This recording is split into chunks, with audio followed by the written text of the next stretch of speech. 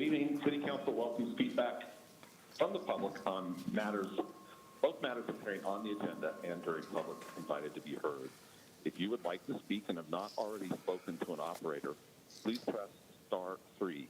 For those watching on Channel 8, call 855-695-3475 and press *3 when connected. You will hear a prompt confirming you are in line to speak to an operator and then be able to continue listening to the meeting. When the operator comes on the line, please be ready to give them your name and the agenda item you wish to speak on. Keep in mind you must press *3 before the city clerk reads the title of the item you are wishing to speak on. If you are not in the queue when the first public invited to be heard is called by the clerk, you'll be placed in the queue for the public invited to be heard at the end of the meeting. Finally, as a reminder, council does not allow comments about agenda items during public invited to be heard. Thank you.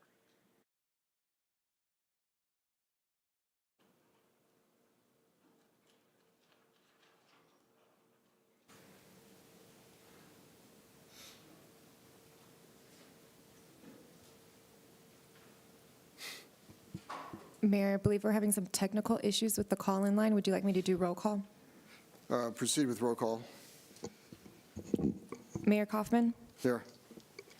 Mayor Pro Tem Bergen? Here. Councilmember Coombs? Present. Councilmember Gardner? Here. Councilmember Drinsky? Here. Councilmember Lawson? Here. Councilmember Marcano? Present. Councilmember Medina? Here. Councilmember Murillo? Present. Councilmember Sundberg? Here. And Councilmember Zvonek. Here. There's a quorum. Council last week issued a statement in support of the people of Ukraine, and I would like to do a moment of silence, a prayer for an end to their suffering.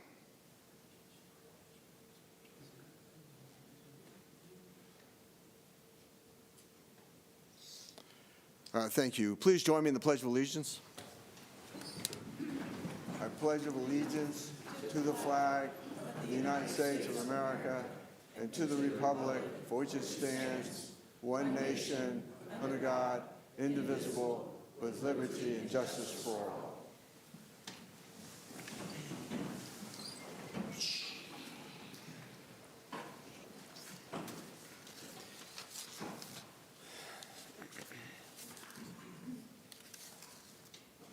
Executive session update.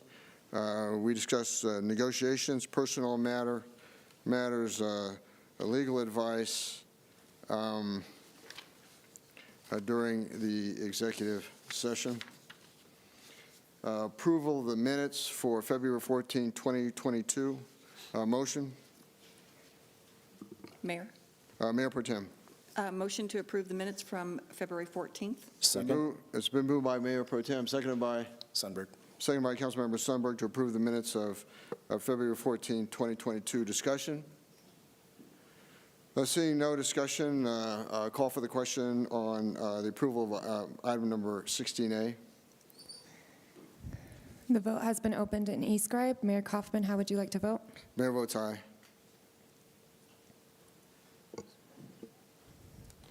Public invited to be heard on non-agenda. I'm sorry, Mayor, we don't have Councilmember Lawson, Murillo, Drinsky, or Sundberg's votes.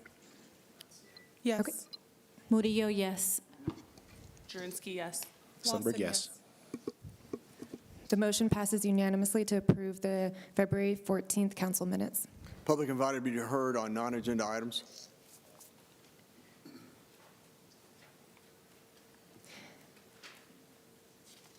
Mayor, we might have to come back to that item. I know that they're working on the audio for that. Adoption of the agenda. Motion. Mayor. Councilmember Zvonek. I'm sorry, No, that was me. Councilmember Thank Marcano. you. Move to approve the adoption of the agenda. Moved by Councilmember Marcano, seconded by Councilmember Zvonek to adopt the agenda. Discussion? Seeing no discussion, the question before us is the adoption of the agenda. Call for the question. The question has been opened in eScribe. Mayor Kaufman, how would you like to vote? Mayor votes aye. Councilmember Murillo, Yes. Councilmember Drinsky, Yes. and Councilmember Sundberg. Yes. The motion passes unanimously to adopt the agenda.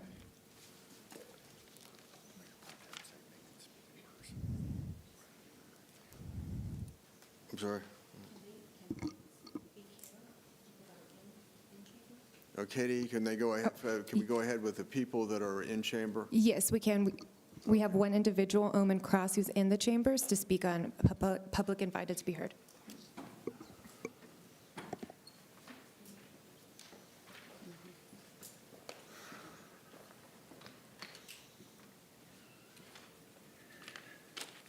Ladies and gentlemen of the council, citizens of Aurora, today's speech is entitled Championing a Cause.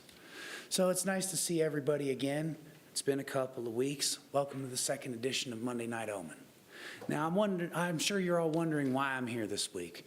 I'm here because I was personally invited by the mayor to speak about something that's been going on since the last time we saw each other. Now, we'll start with the basics.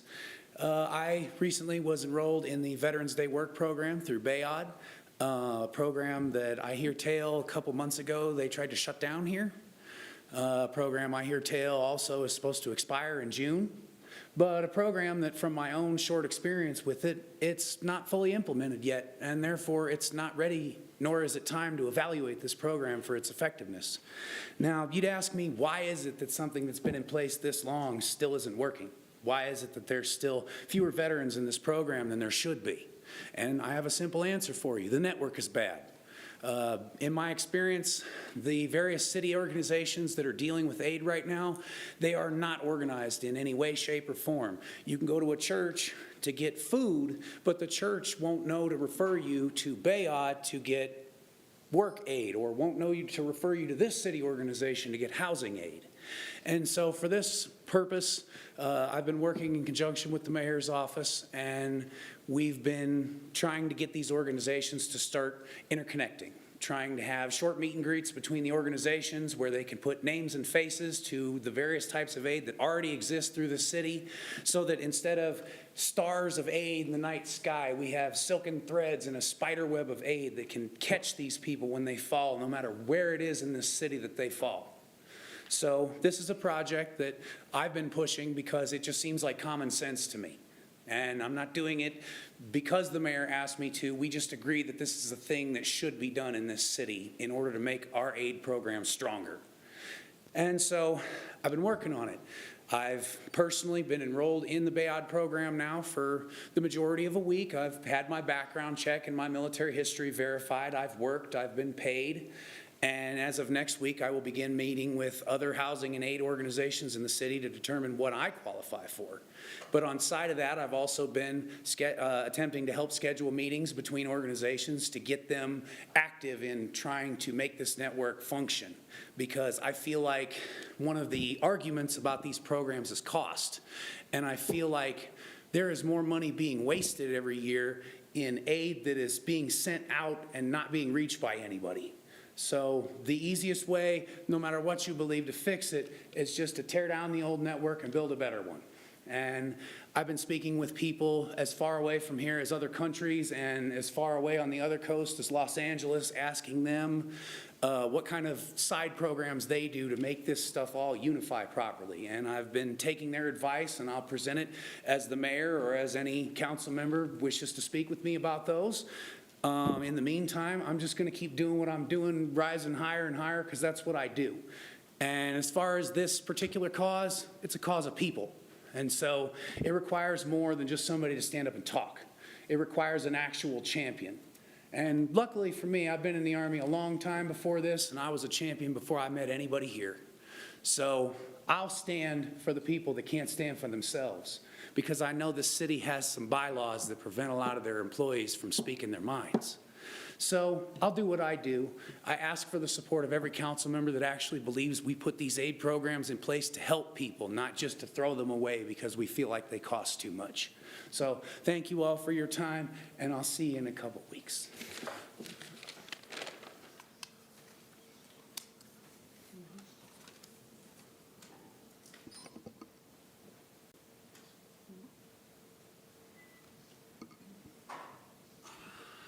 Mayor, that was the only person in the chambers to speak.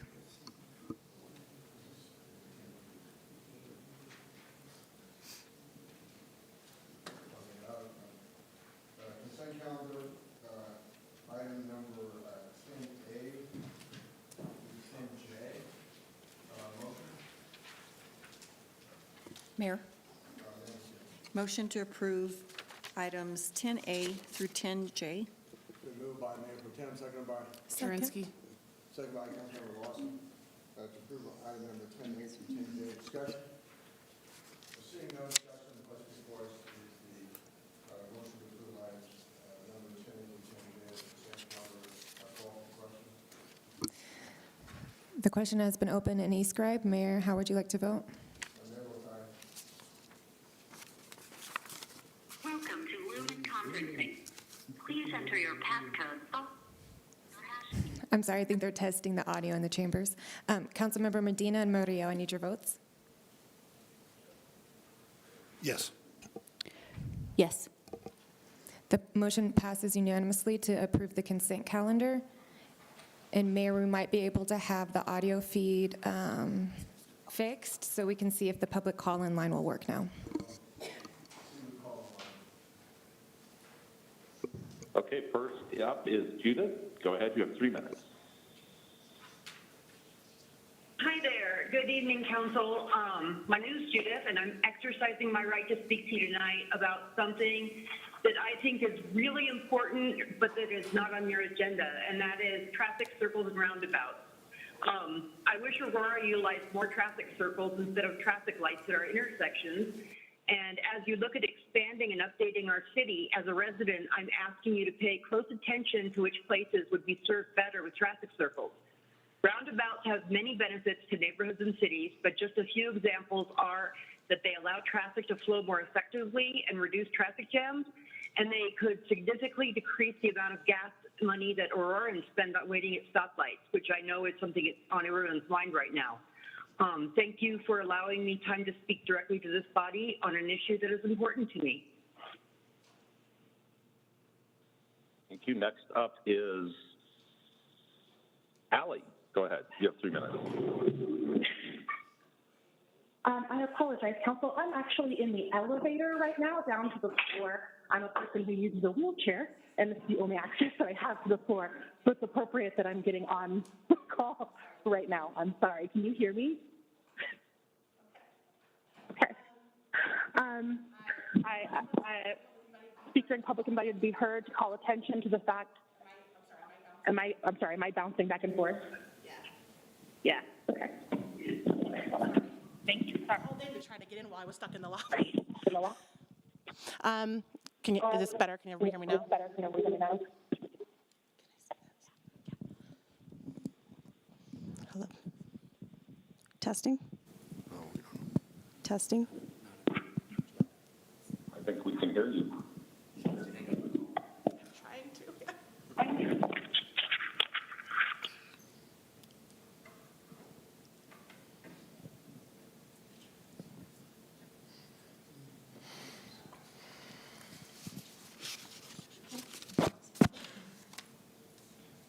I'm so sorry for the confusion there.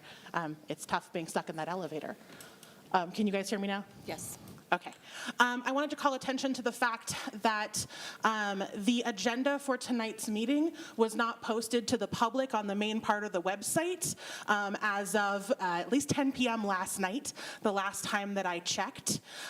Your website also requires that if a person who needs accommodation for a disability or needs a translator needs to call in on Friday before the meeting.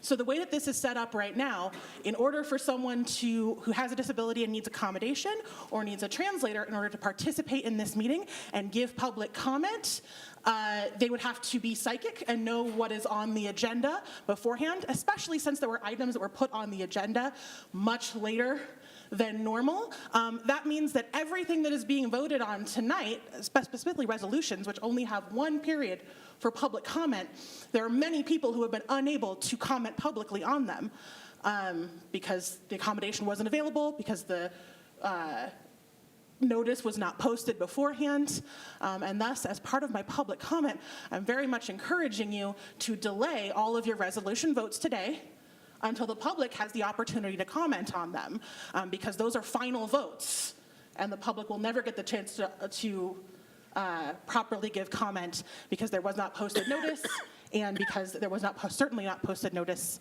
soon enough for people with disabilities and who need translators to be able to request the accommodations the city provides. And that's my public comment so far. Let me defer to the city clerk. Yes, the agenda packet was posted on Thursday, and it's on the council meetings part of the webpage, and it has all of the agendas, agenda packets, and minutes for the past few years on it. Yeah, if you went to where it said the latest packet, it was still showing the 3/7 meeting, Okay. not the 3/14 Yeah, meeting. and that's for convenience, and we apologize that that one wasn't updated, but where you go to the actual agenda packet on the council meeting webpage, it's on there. I'm not sure how to turn this off. I'm sorry.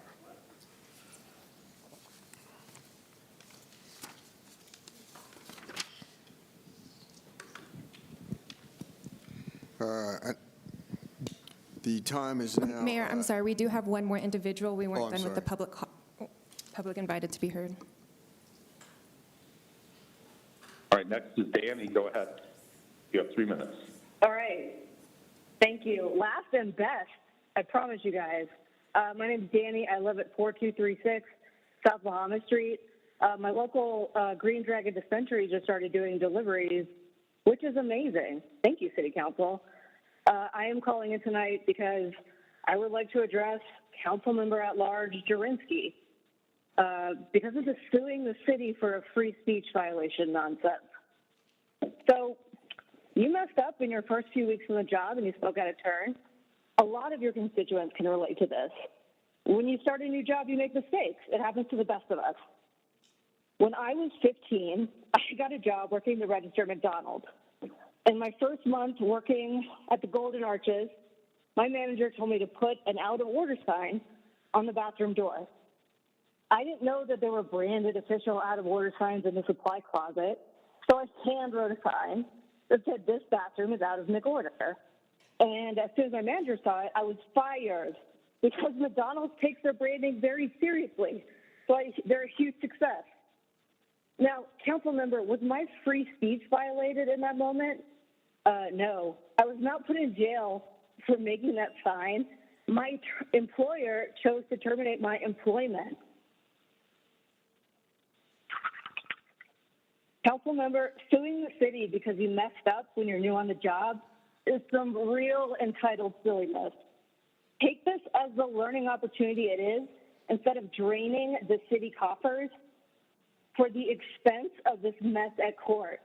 You are an elected representative of the people. Don't put this on the backs of the taxpayers, and don't steal from Aurora's future to soothe your hurt pride. Thank you, council members.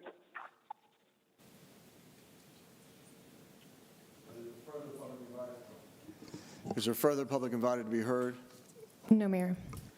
Seeing none, the time is now 8:48.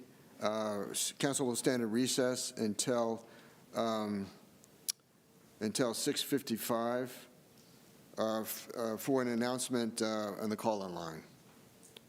Council is in recess.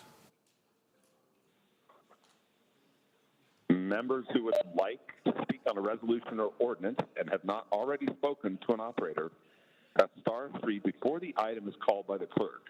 For those watching on Channel 8, call 855-695-3475 to be connected, and then press *3. Council is taking a short break to allow for any additional speakers to sign up. Please be patient and stay on the line until the operator is able to take down your information.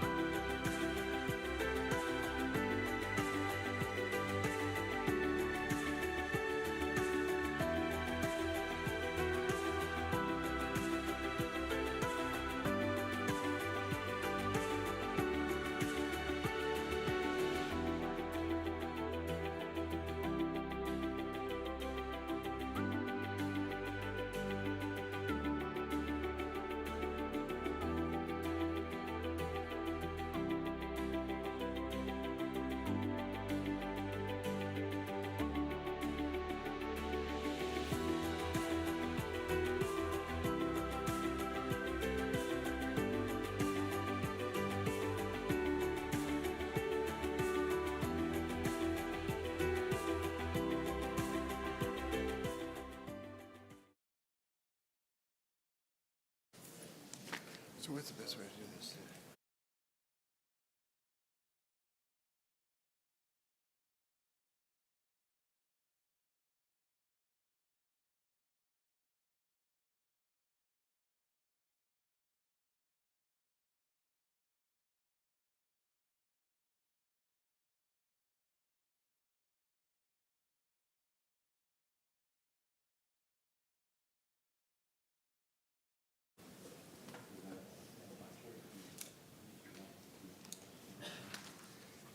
It's because it's unanimous, right? Everyone's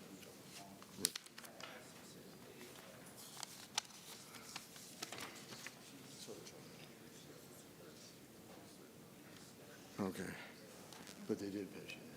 Oh, no, this is a first. Okay. Mr. Mayor, your mic is hot. Okay.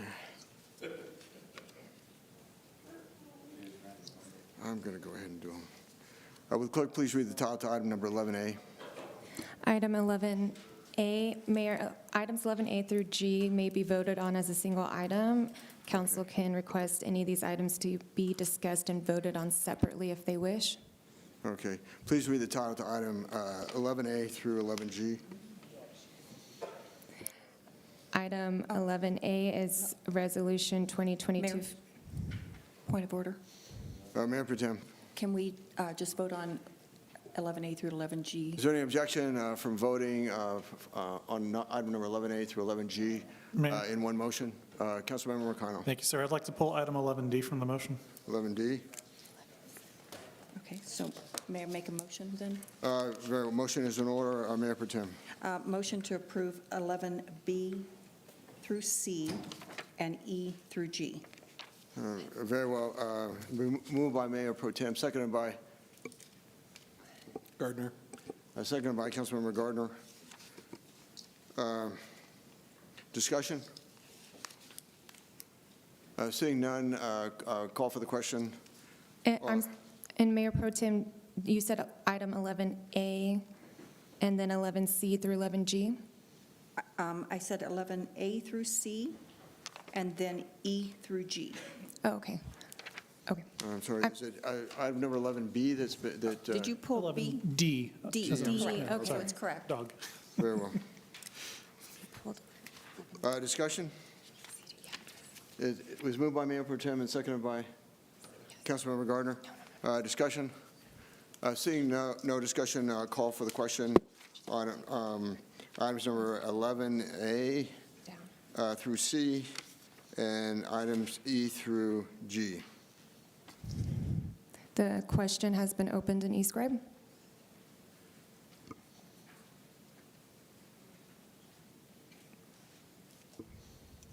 Councilmember Murillo. Yes. And the motion passes unanimously to approve Resolution A through C and E through G. Would the clerk now please read the title to item number 11D? Item 11D is Resolution 2022-56, a resolution of the City Council of the City of Aurora, Colorado, appointing directors to fill vacancies on the Murphy Creek Metropolitan District Number 5 Board of Directors. Brief presentation by staff. Yeah, good evening, Mayor and council members. This is Jacob Cox, Development Assistance. Murphy Creek Number 5 Metropolitan District was formed in 2005. This district is located at the northwest corner of Harvest Road and Yale. Currently, there are no residents within this district. The Murphy Creek District 5 is requesting that City Council appoint new board members to the Board of Directors, which is currently vacant due to a clerical error oversight with the qualification documents for the directors not being extended by the deadline set forth. As such, the district is petitioning council to reconstitute the board, appointing eligible electors to the board. And again, there are no residents within this district. Motion is in order. Are there questions to staff on item number 11B? Councilmember O'Connor. Thank you, sir. So I was looking at the resolution here. It came to my attention that under Section 2, the 5 individuals who are asking to be appointed here are all related, and that seems like nepotism to me. Is that normal? Is that allowed? I can't speak to that, but I believe, and do we have an outside attorney on the call to maybe help answer this question? I do believe that the folks that they have appointed are the only eligible electors currently. That's correct. This is Jennifer Tanaka. I'm counsel for the district.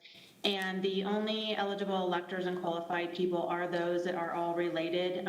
It is not unusual at the beginning stages of a district to have those who are related to be elected and appointed by the council. Another thing to note is that statute does require that we conduct a special election within 6 months of the city council's appointment and reconstitution of the board in order to ensure eligible electors within the district go through a formal election electing these people.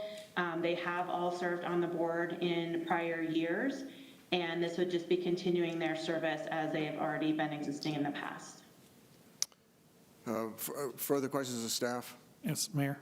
Councilmember McConnell. Thank you, sir. What kind of clerical error led to this occurring? If they've served in the past and there are other folks who are capable of serving on this Metro District Board, I'm just kind of shocked that we would end up in this situation. So what exactly happened? Sure. Thank you, Councilmember.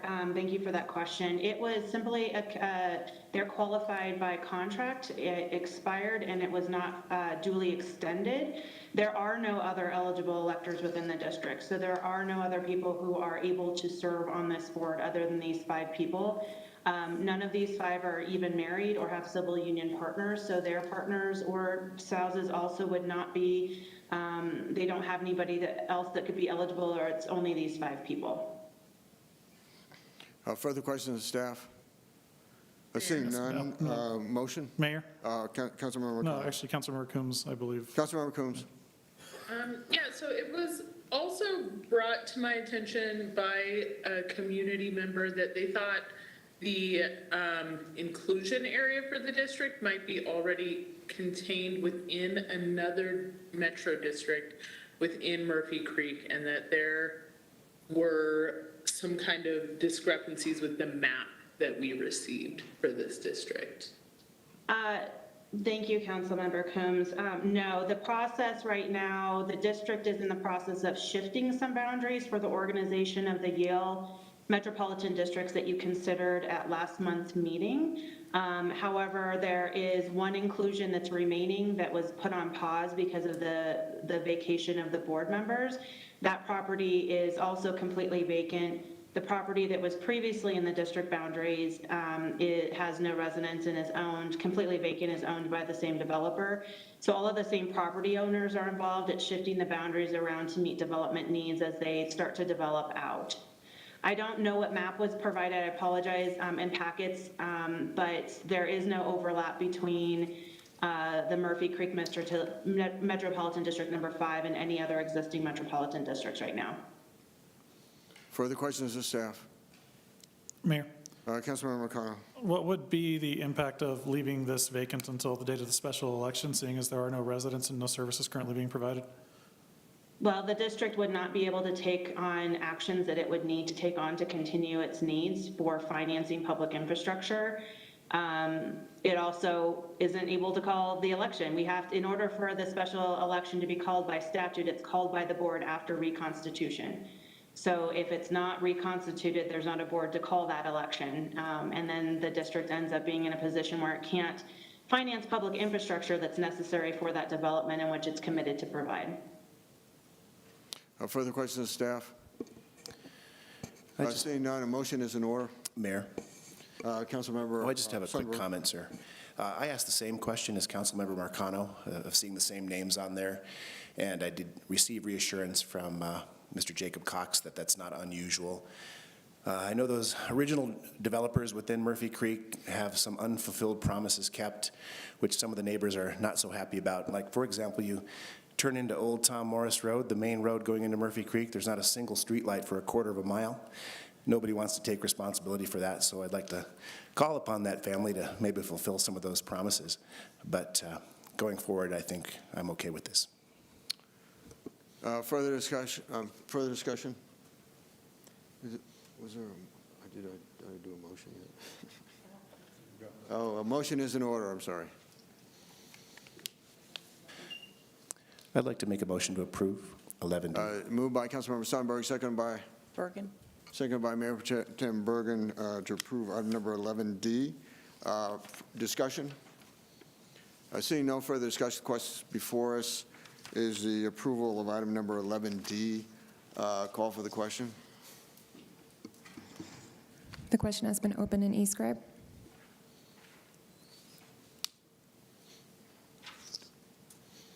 And Councilmember Murillo and Medina? No. Okay.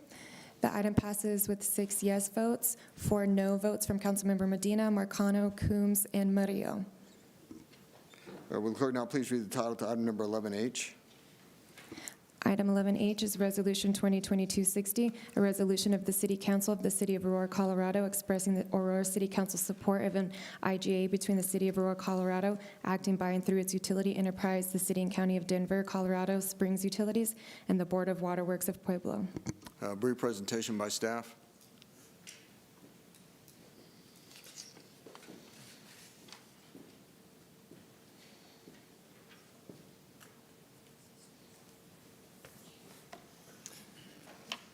Yeah, Mayor, Council, Marshall Brown, General Manager of Aurora Water. This agreement is related to water conservation on the Colorado River. As pretty much everybody is aware, the river's under a great deal of stress. We're in the driest 22-year period in the history of the Colorado River. And last August, the first shortage declaration ever was declared on the Colorado River. Much of the water use off of the Colorado River is associated with agriculture, and there are opportunities in the agricultural space to create water conservation and efficiencies, especially the further down you get in the river. Those efficiencies become more and more important. So what's proposed here is an agreement that Aurora is proposing to participate in with Denver Water, Colorado Springs Utilities, Pueblo Board of Waterworks, and a few other entities where we would contribute to an in-drip pilot program to demonstrate efficiencies possible in the agricultural space. So our cost contribution here is relatively small at $7,500 to a total contract of $60,000, again, to try to demonstrate efficiencies that can be spread throughout the agricultural space in the Colorado River Basin. Right. Questions to staff? Motion? Mayor. Councilmember Marcano. Thank you, sir. Move to approve 11H. Moved by Councilmember Marcano, seconded by? Coombs?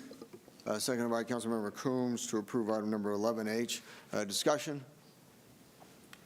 I just want to say how important this is, given Colorado water law and that it doesn't necessarily lend itself to efficiency in agriculture, but I think this demonstration project will be extremely helpful in a state that is truly stressed in terms of its water resources. Further discussion? Seeing none, the question before us is the adoption of item number 11H. Call for the question. The question has been opened in eScribe. Councilmember Murillo. Yes. And Councilmember Zvonek, I'm sorry, I don't see your vote. Yes.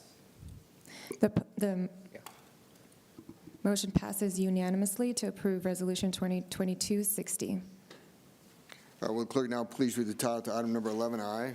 Item 11I is Resolution 2022-61, a resolution of the City Council of the City of Aurora, Colorado, approving the IGA water lease agreement between the Board of Waterworks of Pueblo, Colorado, and the City of Aurora, Colorado, acting by and through its utility enterprise. Brief presentation by staff. Mayor, Council, Marshall Brown, General Manager of Aurora Water again. Aurora gains water supplies from many different locations throughout the state and from many original ownerships. Back in 1997, we started leasing water from the Pueblo Board of Waterworks. about 5,000 feet a year annually, acre feet a year, annually, which is a significant volume of water. And Pueblo has the ability, they have some excess supplies where they have the capability to lease that water to us. We're proposing to continue in that leasing arrangement. The original lease expires in 2023, so we're proposing to get a little bit ahead of that and renew the lease under new terms and conditions that do affect a slightly higher, they reflect a higher market value for the water, but we're proposing to extend that lease at the higher rate through 2043. Questions to staff? Mayor? Mayor Pro Tem. Hi, Marshall. So the rate did go up significantly, right, from 256 to 775 per acre foot, and then we're paying also for legal fees? Yes, the rate did go up from 256.38 to 775.51, and that's the most significant cost impact. There are some legal fees associated with that agreement, but the legal fees are fairly small. The lease rate did go up significantly, though, and it does reflect market conditions for this type of water, unfortunately. Aurora has leases of other types of water. Some of our lease rates actually exceed this price. The price we typically use right now for South Platte water that's of a lower water quality is about $550 per acre foot. So this is high. This is water out of the Homestake Reservoir, actually, so very pristine, high water quality. Does reflect a higher price than what we lease the South Platte water for. In most cases, we do have one or two leases that exceed this. That might beg another question of why we're leasing water from entities and to other entities, and that has to do with the location of the water in the system and the quality of the water. Thank you. Further questions to staff? Seeing none, a motion is in order. Mayor. Councilmember McConnell. Thank you, sir. Move to approve 11I. Moved by Councilmember McConnell, seconded by? Mayor Sundberg, second. Seconded by Councilmember Sundberg to approve item number 11I. Discussion? Seeing no further discussion, the question before us is the adoption of item number 11I. Call for the question. Councilmember Murillo. Yes. The motion passes unanimously to approve Resolution 2022-61. Clerk, would the clerk now please read the title to item number 11J? Item 11J is Resolution 2022-62, a resolution of the City Council of the City of Aurora, Colorado to modify the rules of order and procedure for the Aurora, Colorado City Council regarding council sponsors. Councilmember Zvonek. Thank you, Mayor.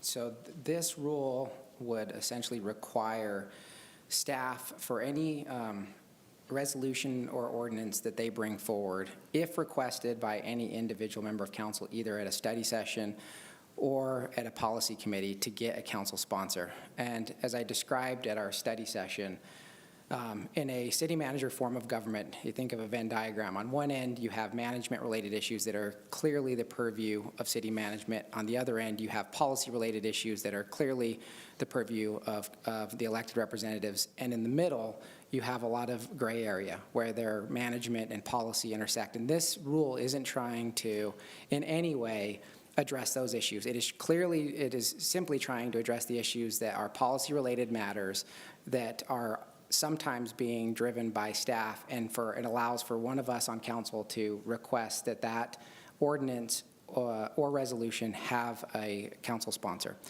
In my limited time on council, I've only seen this come up a couple of times where I would have asked staff to find a council sponsor. So this is not something where we're in a normal course of an agenda where there's dozens of items, and over the course of months there's been hundreds of items. It's only come up a couple of times, but I think it's important that we address it. Okay, motion? Mayor, I motion to approve item 11J. Moved by Councilmember Jurenski, seconded by Zvonek. Councilmember Zvonek to approve item number 11J. Discussion? Mayor, Councilmember Murillo. thank you. I am not supporting this for a couple of reasons. One, why make a rule when there's only a couple of items that this would pertain to? Is one note. I think the other concerns that I have is that I think it's a little ironic that this new council has set up a ad hoc red tape, removing the red tape committee, and here we are adding another barrier to advance policy issues from, what is, I think, our nonpartisan staff, and forcing there to be a partisan council sponsor. I think that is very concerning. I do not support that in the least bit. I think it's also concerning that a council member can take the work product, the research, the time, the energy from a staff member who would theoretically come up with a policy or some sort of recommendation, rather, and then they can just put their name on it. So they are essentially taking credit for someone else's work, which is really concerning to me as well. So for those reasons, I think this is really not the right direction to go. It's adding another step of bureaucracy. It's taking credit for someone else's work. And it's not even really that relevant if it would only apply to a few things. Thank you. Further discussion? Mayor? Councilmember Zvonek. Yeah, so to a couple of those points. On the red tape, this is not creating more barriers for business. This is protecting taxpayers. And by requiring a council sponsor for an issue that is clearly policy, that isn't trying to take credit, that's trying to take responsibility. We shouldn't be advocating our responsibility as policymakers to staff. And again, there's some times where the issues that are being brought forward, like for instance, one of the issues that I would have requested a council sponsor for is when staff brought forward a plan that would have raised property taxes. I think taxpayers would appreciate us slowing down the process in that case. Further discussion? Mayor. Councilmember Murillo.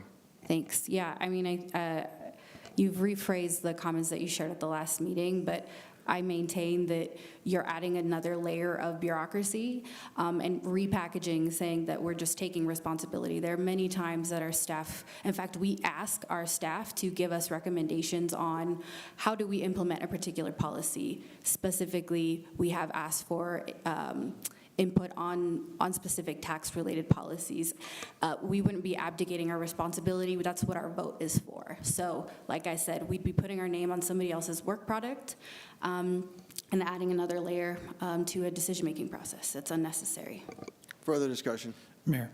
Councilmember McConnell. I'm sorry, Councilmember McConnell, then Councilmember Coombs. All right, thank you, sir. I also want to add that this also adds a level of subjectivity to our ability to discuss and pass policy as written. It says that the chair of a committee may require any matter to be sponsored by a council member prior to the matter being placed on a committee agenda.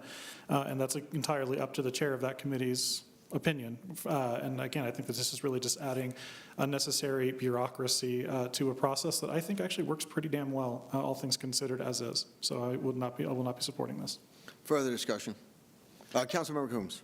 Yes, thank you. So first I want to address the issue of there was a tax measure being brought forward by staff. I do want to clarify that in that case, we've had multiple council workshop discussions in prior years on that item and had asked for staff to bring it back in 2022 in an even year. And so where more voters would be voting.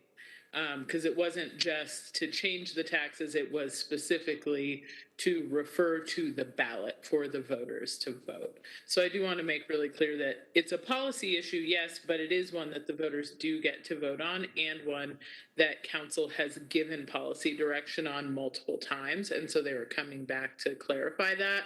I don't think that's an overstep on the part of our staff in that scenario.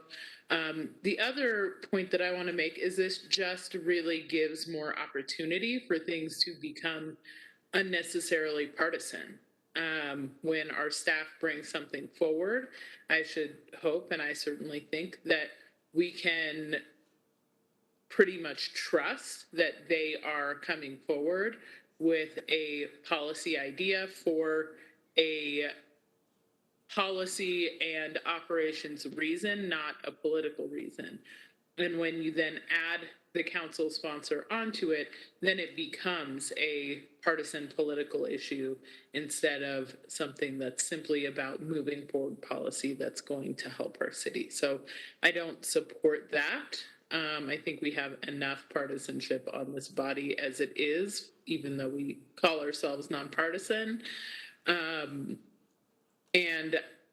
I do think that it's not a good use of our time, and I agree with my colleagues as well, particularly Councilmember Murillo, on taking credit for the work that our. Further discussion? Seeing none, the question before us is the adoption of item number 11J. Call for the question. The question has been opened in e-scribe.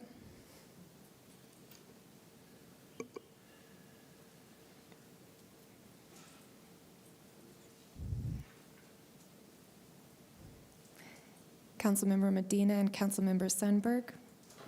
No. There is a tie vote. Mayor Kaufman, would you? Mayor votes aye. I'm sorry? Mayor votes yes. Yes.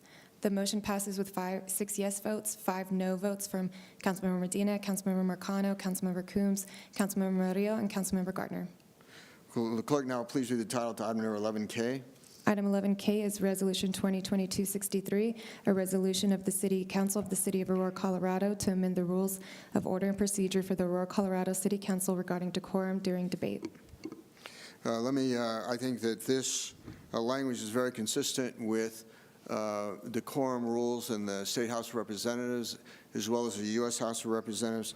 In the State House of Representatives, the language reads, when speaking or debating before the House, a member shall confine his or her remarks to the question under discussion or debate, avoiding personalities. In the U.S. House, the rules of decorum are avoid characterizing another member's personal intent or motives and discussing personalities. The language in this proposal is appropriate debate among council members shall be limited to the issue or issues before the council.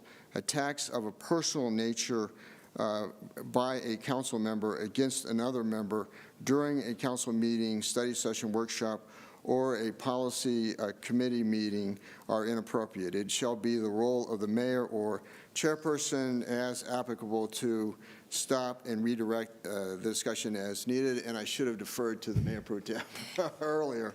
And Mayor Pro This is Tem, my proposal. Mayor Pro Tem, we do have public comment on this. So we have Omen Cross in person.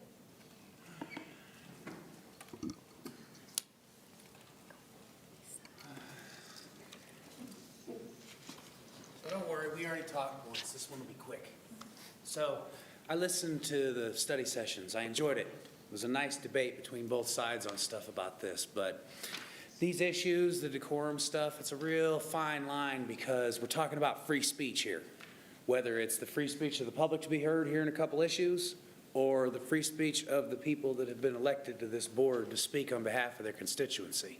So I urge this council to be real careful about trying to mess with free speech, because the First Amendment's one of those things that if you mess with it, the people out there are not going to be happy, because that stands above me, that stands above everybody here.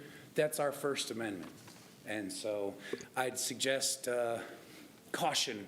I'm not saying don't do a thing. I'm saying think before you do a thing, because that's how you take your own voice away. And I don't think you should do that if you actually want to have an effect. Thank you. Our second speaker is Ally.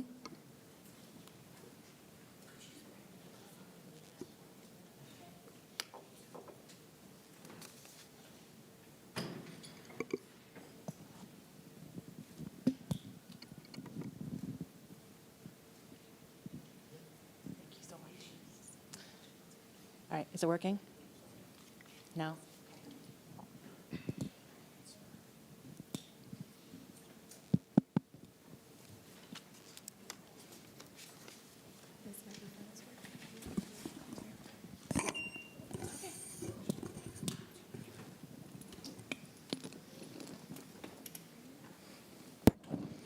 Good evening again, Council. Can you hear me now? Yes. All right, thank you. So I've read the backup on this rule change, and I'm especially concerned because of the aforementioned subjectivity. If I'm reading the backup correctly, my understanding is that there is a difference between when somebody says something is a lie and when somebody says something is an untruth. And I do think that there's a level of really ridiculous semantics to that. And it's putting the power to determine those semantics in the power of one person, and that's the mayor. And I would remind you that even if you currently agree with the mayor's rulings on these issues, on what counts as a personal attack, this rule will not just apply to Mayor Mike Kaufman. This rule will apply to anybody who follows Mayor Mike Kaufman. And you might not want to give the power to determine on a case-by-case basis what is considered a personal attack to somebody who might disagree with you on that personally. Council members should not be allowed, they should be encouraged to note and correct when another council member says something that is provably false. And that has happened multiple times. I have watched on this council a member of this council specifically with the agenda above his head in big letters saying a number was one number, and he repeatedly over and over again said, no, this number is higher than 6. This number is higher than 6. And the number above his head said the agenda did not say 6. And when that person was called out, he just kept saying it over and over again. That is a time when another member of council should be able to say, that's untrue. It is provably false. The agenda does not say that. Council should spend less time concerned about decorum that only impacts your own feelings once a week and spend more time concerned about what the real issues that impact everyone in our city. I don't believe that this item would actually change anything. I think you all will still have the power to say when another person is lying. You just might have to say the word untruth instead of the word lie. And I think that's a waste of everybody's time to play these semantics games. I think you should really consider just dealing with it, that people can call you out on your lies. I think that's probably okay.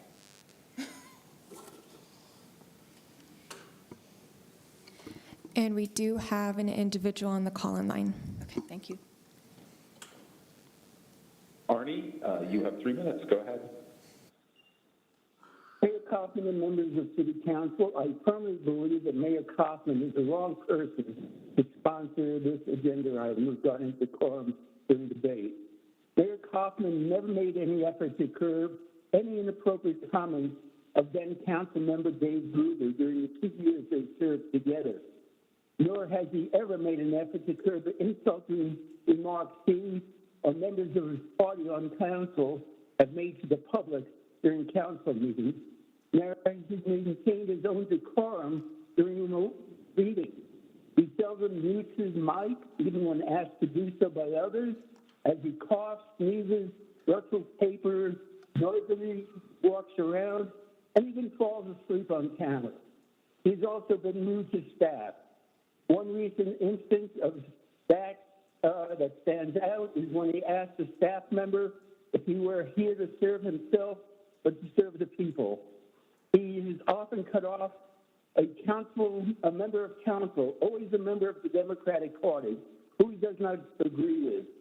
He's often used the excuse to cut off a member of the Democratic Party while they're attempting to show how another item tied to the item being discussed. However, he's never cut off a member of the Republican Party. I believe this is an effort for the mayor to cut off discussion with anyone with whom he does not agree. This reminds me of when he was my congressman, and he would only meet with one person at a time in his office for just a few minutes because he did not want anyone to witness disagreements with him. It also reminds me of the time he held one of his rare town hall meetings in the Aurora library, and a lot of unhappy constituents came to speak to him about his opposition to the Affordable Care Act on January 5, 2017. And he snuck out the back door of the library. You can read the story and see the photo in the January 14, 2017 edition of the Denver Post. He has not changed. He doesn't like opposition. He wants people to respect him as chair of the meeting. However, the mayor, when he was a member of Congress, exhibited a total lack of respect for President Obama when he joined a group of his then Republican colleagues in Congress as a birther. He does not act in the manner he wants others to act. I request a no vote on this resolution and that agenda item 11L as proposed by Councilmember Marcano be accepted. Thank you. That's all the public comment we have. Okay, thank you. Discussion on this item? Mayor Pro Tem? Councilmember Lawson? So where I struggle a little bit with this is because I understand about the attacks on the personal nature, but then sometimes people get offended by someone's tone. So sometimes tone can be seen as, even though it's not a direct attack, but someone's tone or facial expressions could be part of this, which I think has some problems for me because some people are passionate about different issues. So in this particular situation, if that's the case and someone gets accused of that, Mayor Kaufman, how do we approach that? I think, Mayor, go ahead. Mayor Pro Tem, I think just by going to the verbiage of this resolution, where it doesn't speak to tone at all, it speaks to personal attacks, and it's consistent with standards of decorum at the State House of Representatives and the United States House of Representatives, and I think that's significant. You can have a fairly aggressive debate without name-calling by focusing on the issue. Now, if certainly outside of policy committee meetings, the quarterly workshops, study sessions, and regular meetings of the city council, this obviously does not apply. But I think the language is very specific. I do have an amendment on part of it, but it's not the central part, which is decorum. Other discussion? Mayor Pro Tem. Go ahead. Thank you, ma'am.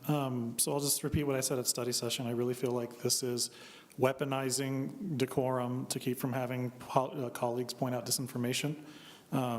As we heard, the semantics that we're going to get into with this, just reading from the backup, is going to make it so that I can still call out something that is untrue.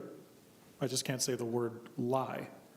So what are we really accomplishing with this? I don't think it's going to change anything.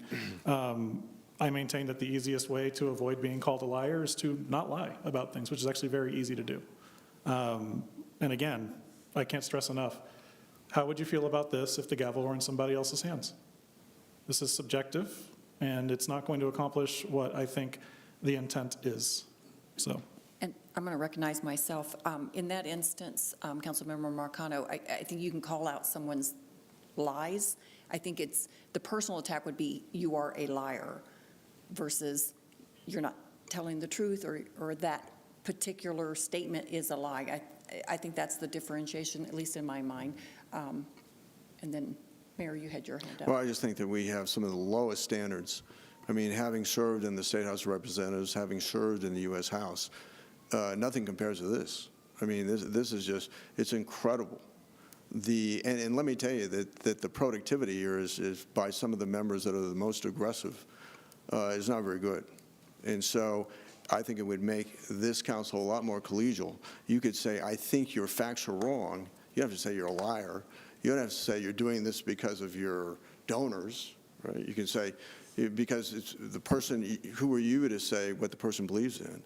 And so that's why this tradition has been in place so long in legislative bodies. I just referenced two that I served in. But I think it's pretty clear. I think people can have great debates and be more civil about that and accomplish the same objective. Well, I think, better accomplish their objectives by not relegating themselves to the lowest possible standards that exist. And so that's the reason for this, and I think that we need this. Further discussion? Mayor Pro Tem. Go ahead, Councilmember Coombs. Thank you. And I'll go ahead and just register my concerns once again that this does nothing to actually increase the collegiality of the body as a whole. Folks still may, and I'm sure will, go to social media and to talk radio and will say very harmful, disrespectful, and false things to an even larger audience than the one that we have on this dais. And honestly, much more rude and personally attacking things than get said on this dais. And so I applaud the idea that we should be more collegial, but I don't think that this accomplishes that goal. Further discussion? Mayor Protem. Thank you. Councilmember Marcano. Thank you, ma'am. I did want to ask the mayor, would claiming that one of your colleagues is unproductive constitute a personal attack under your? And I would like a response Go to that, ahead, sir. Mayor. If you. Yeah, I mean, I think that's a good question.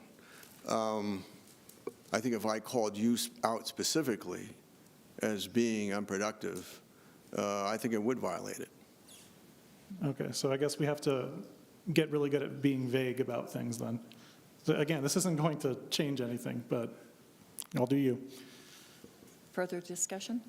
Mayor Protem? Yes, go ahead. Thank you. I share concerns about weaponizing and having a very subjective opinion about what a personal attack could be. I think this is going to further thwart debate that we've had. We've seen other moves to call for the question, another procedural tactic that eliminates any dialogue amongst council members on very important issues. And I think that's exactly how this is going to be applied in the future, and it's disappointing that that this conversation is even happening. If we're talking about decorum, I've seen a very apparent misuse of the gavel to be very rude towards and aggressive towards other council members, cutting other council members off. I think if we're talking about decorum, we should really talk about how the meeting is run, knowing the rules of the meeting. To me, that's respectful, that's decorum, and respectfully gaining the conversation between and managing the conversation between different council members, because I have not seen that happen over the last couple of years, and that's concerning. So I'll be vague about to whom I'm referring to, but I share very sincere concerns that this is going to basically shut down any dialogue that the chair, in this case the mayor, interpreting what a personal attack is and isn't. So I don't support this at all. Mayor? In terms of motion, I move, let's see, I'm sorry, resolution 11K. Is there a second? Second. And I have an amendment. You have an amendment? Okay, go ahead. Okay. I move to strike on the third whereas clause. Then it says, on the third line, it says, and the four core attributes expected to be demonstrated by every city elected official, officer, and employee: integrity, respect, professionalism, and customer service. I mean, I think that those are really applicable, customer service. That's constituent service for us, but that was taken directly out of the code of conduct for personnel, and I think it's unnecessary here because we really have it in E. Item number 2 in debate. It really defines conduct. So I'd move that amendment. Do we have a second on the amendment? Second. Okay, we have a second by Councilmember Zvonek. Discussion? Okay, Mayor Pro Tem. Oh, who's talking? Sorry, Marcano. Oh, go ahead. I heard it an echo over here. Yeah, no, it's all right. So I don't see where that would actually be captured under the current verbiage for debate. So I'd actually prefer to leave that in the whereas.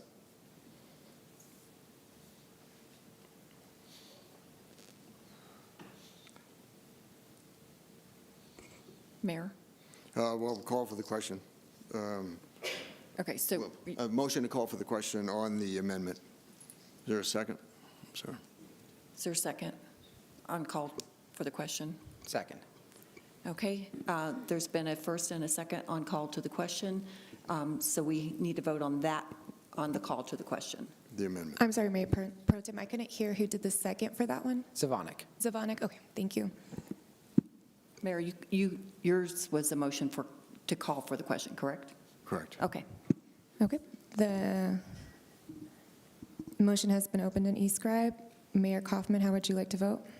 Mayor votes yes on the amendment. Mayor, we're voting on, you asked to call the question. We're voting. Oh, I'm sorry, yeah, the mayor votes aye. On call, okay.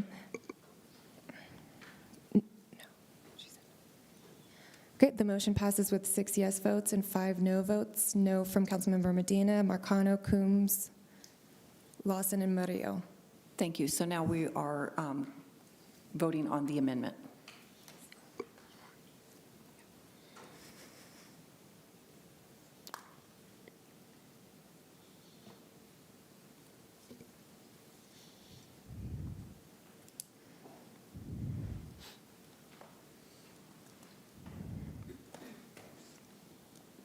And Councilmember Lawson, I just need your vote. Okay. There is a tie. Mayor Kaufman, how would you like to vote? Mayor votes yes. The motion passes with 6 yes votes, 5 no votes from Councilmember Medina, Marcano, Coombs, Lawson, and Murillo. Call for the question on the resolution.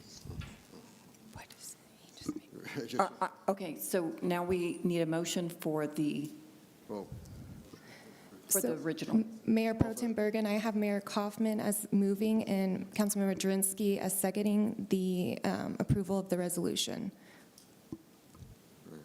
What? Excuse me, I'm sorry, I didn't get As that. amended, right. Call for the question on the resolution as amended. Motion? Motion.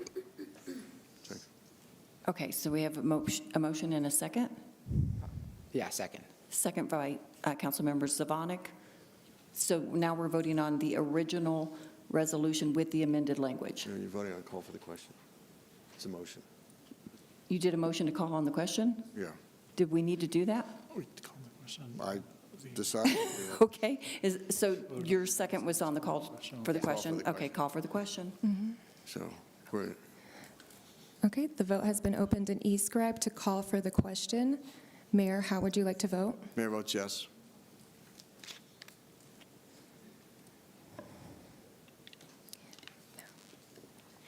The motion passes with 6 yes votes, 5 no votes from Councilmember Medina, Marcano, Coombs, Lawson, and Murillo.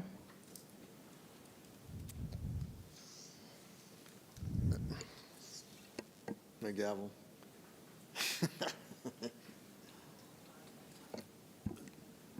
We could now please read the title to item number 11K. I'm sorry, item number 11L.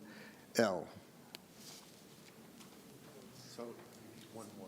You need one more. You just called the question. Now you need- Oh, I'm sorry. I thought we voted. That's Oh. what the mayor asked, and you called for the question. So now you need to vote on the You- resolution. Okay, as amended. I thought we voted on the resolution. No, you got me really mixed up because Okay, I'm you sorry. keep calling for the question. Okay, we did call for the question now to the Apologies, everyone. resolution as amended. But you, All right, so we have a motion, and do we have a second? So, it's already, that was, okay. I think we already did the motion. Mayor Pro Tem, I have Mayor Kaufman at the beginning. He made the motion to approve the resolution, and then I had Councilmember Drinsky and Zavonic said second at the same time. Thank you.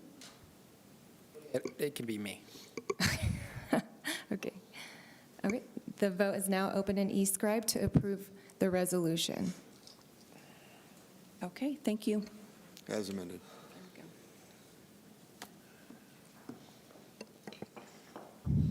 And Mayor Kaufman, there is a tie vote.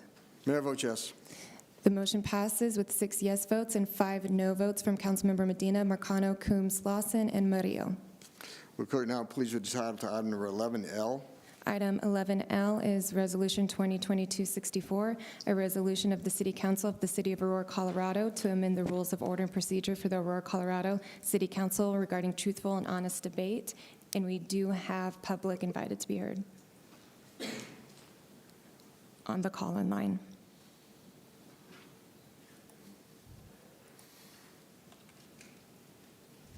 All right, Randy, you're first. Go ahead. You have 3 minutes. Thank you. This is Randy Webb in Aurora. So I wanted to say that I'm asking for you all to vote yes on 11L. Just last month, it was noted that in Buddhism, in Buddhism, honesty goes beyond simply not telling lies. Other definitions in the dictionaries include, it is not truthful to create a false or misleading impression, and it is not honest to say something that misleads or deceives. Therefore, sometimes being truthful and honest includes digging deeper.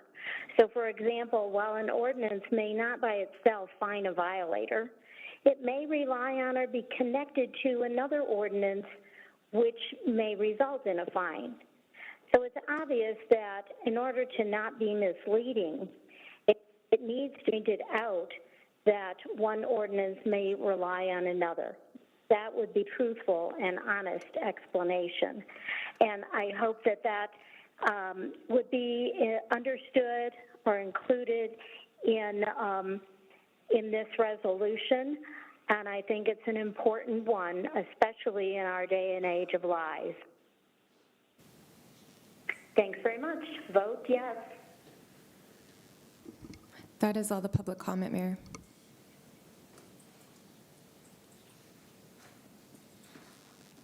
Is there anybody else wishes to speak? No. A motion is in order. Mayor. Councilmember McConnell. Thank you, sir. Move to approve 11L. It's been moved by Councilmember McConnell, seconded by Councilmember Coombs to approve item number 11M. Discussion? Mayor. I'm sorry, 11L. Discussion? Yes, Mayor. Councilmember McConnell. Thank you, sir. So this is, I guess, going to hopefully be a companion to 11K. And I do want to actually, restate some of what Councilmember Coombs said in her comments, that 11K does not apply to what we do off of the dais, and sadly, neither does 11L. But I think that while we are up here, it is our responsibility as lawmakers to deal in reality. That leaves plenty of room for opinion, disagreement, and debate, but we need to actually be dealing with data, with verifiable evidence, with things we know to be fact. For example, vinegar and baking soda will have a reaction. We all did the high school, or what is it called, elementary school anymore, science experiment with that, and the earth is not flat. So we need to deal with reality. That's what the intent of this addition to our council rules is, and I look forward to a unanimous support of this motion. Thank you. Mayor? Mayor Pro Tem. When we took our oath to office, I think that was part of my oath, was to have integrity, to tell the truth. I think the only issue with this particular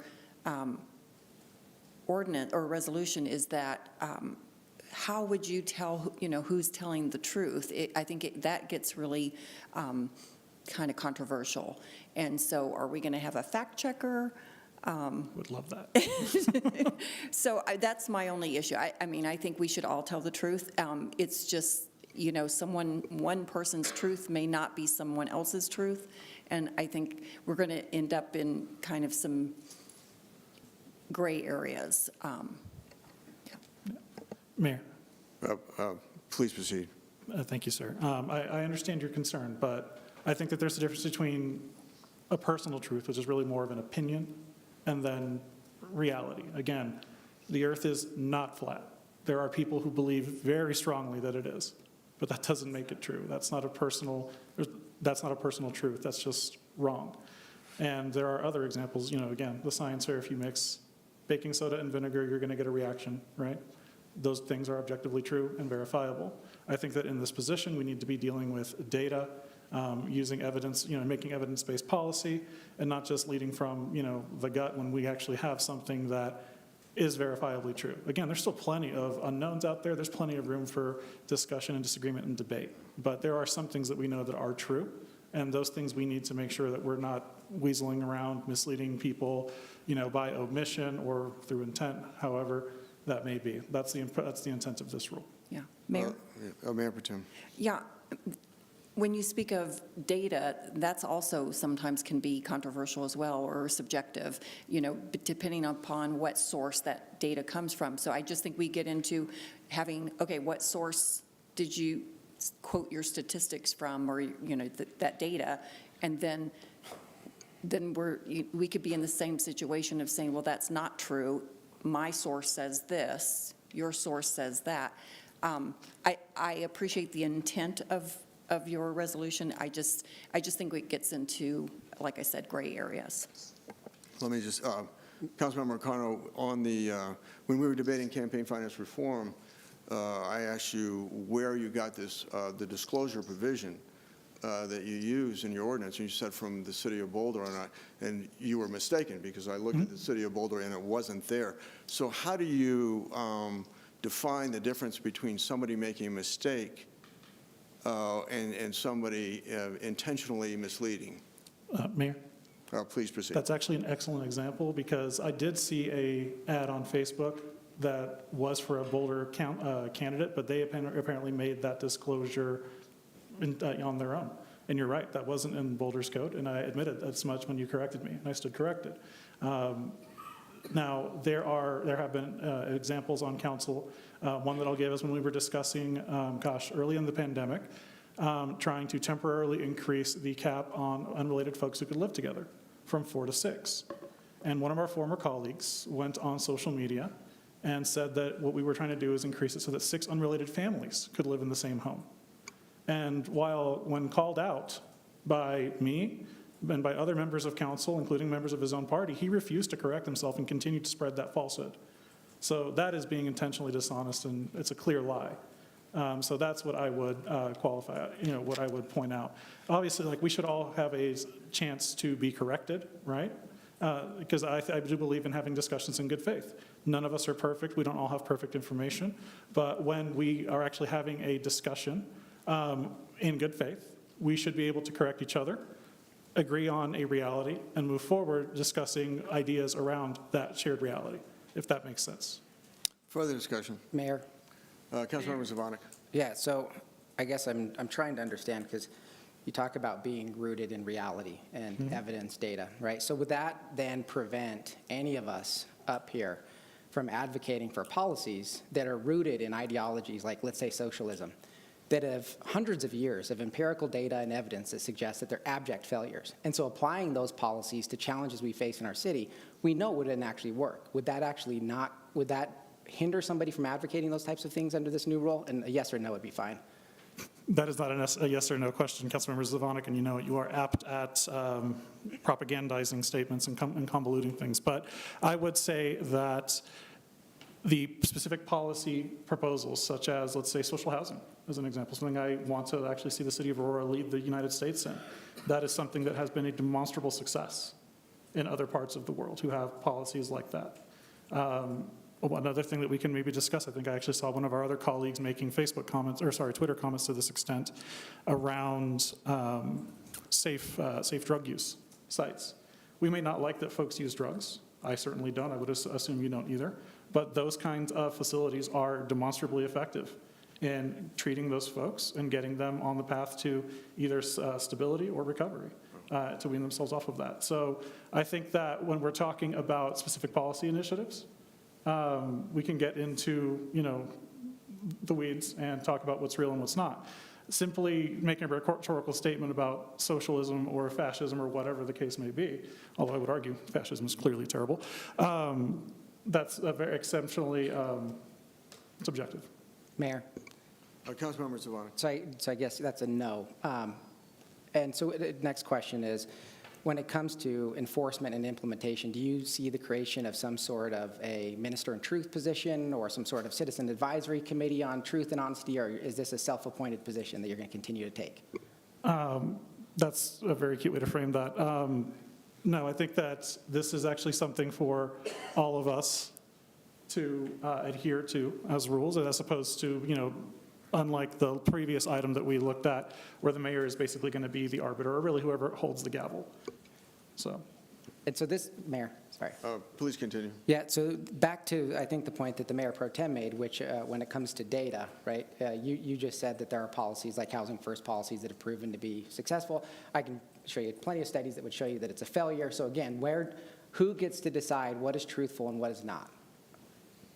That would be us, I think, during our discussions, right? If you can actually bring something to back your statement, that's one thing.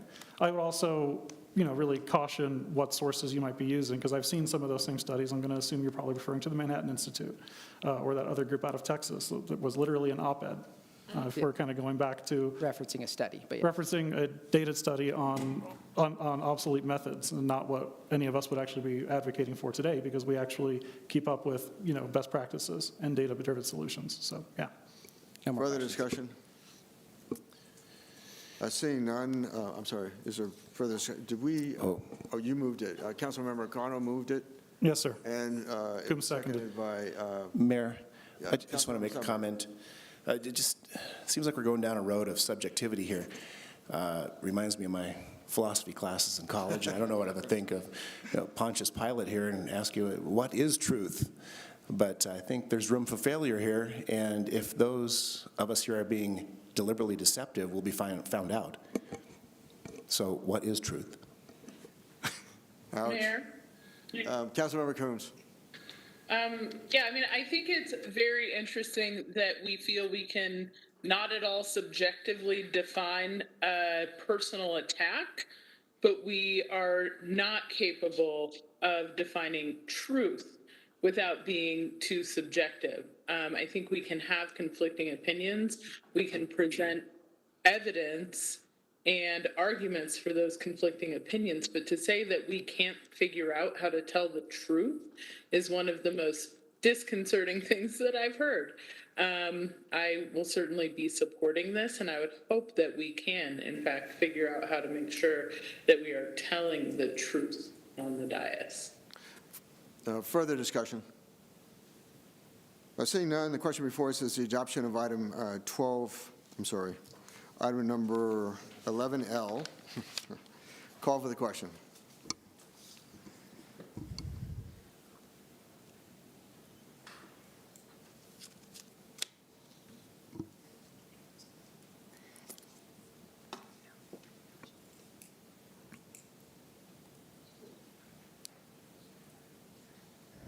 The vote is tied. Mayor Kaufman, how would you like to vote? Mayor votes no.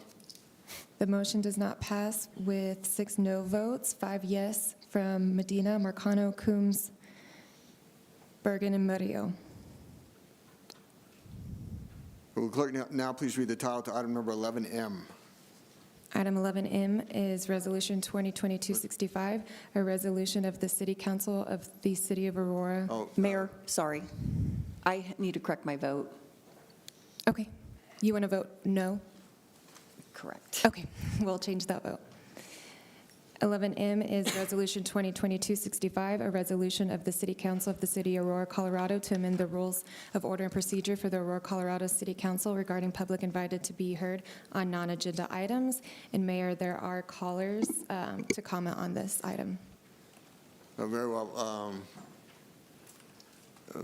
Let's do the public invited to be heard. I'm sorry. The individuals that would like to speak on this issue first. All right, Arnie is first. Go ahead. You have 3 minutes. Mayor Kaufman and members of City Council, I request that you make no changes to public invited to be heard.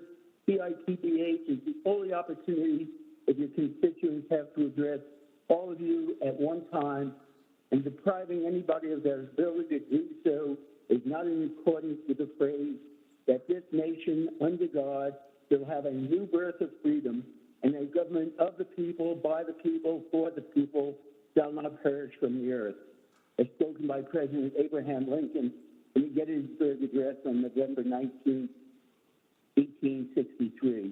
It is one of the best-known speeches in world history, and perhaps one of the greatest and most influential statements of any form of democracy. As you've heard me mention before, I've been testifying at Aurora City Council meetings for about 40 years. During that time, everyone who wanted to address the mayor and city council in PITDH has always been given the opportunity they deserve in a democracy. I refuse to believe that any one of you would vote to change those years of precedent. To vote not to leave public invited to be heard unchanged would be an indication that you are using the public office, your public office, to serve your own interests and not those of your constituents.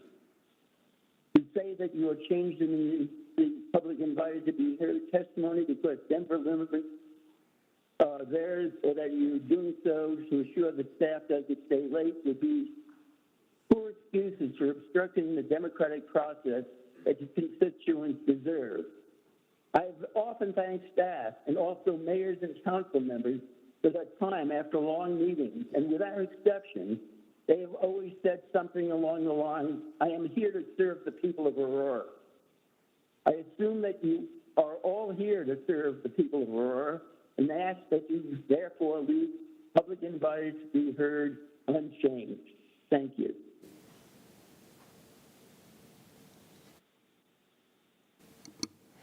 Mayor, I'm sorry, we did have one person in the chambers to speak, so we're going to allow her to speak before the rest of the call. Very well.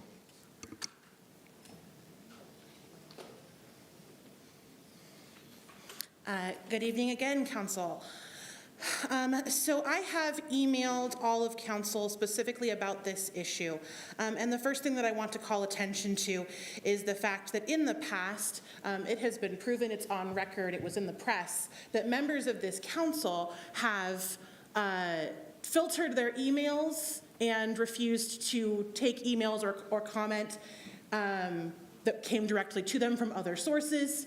And also in private sources, it's also very possible for council directly to retaliate against people who are speaking to them. There is a layer of protection that is given to speakers when they have spoken publicly and publicly to the entire body at once that you should, or I believe you have a responsibility to protect. Even if you don't agree with what people have to say, they need to have a safe way to come to you.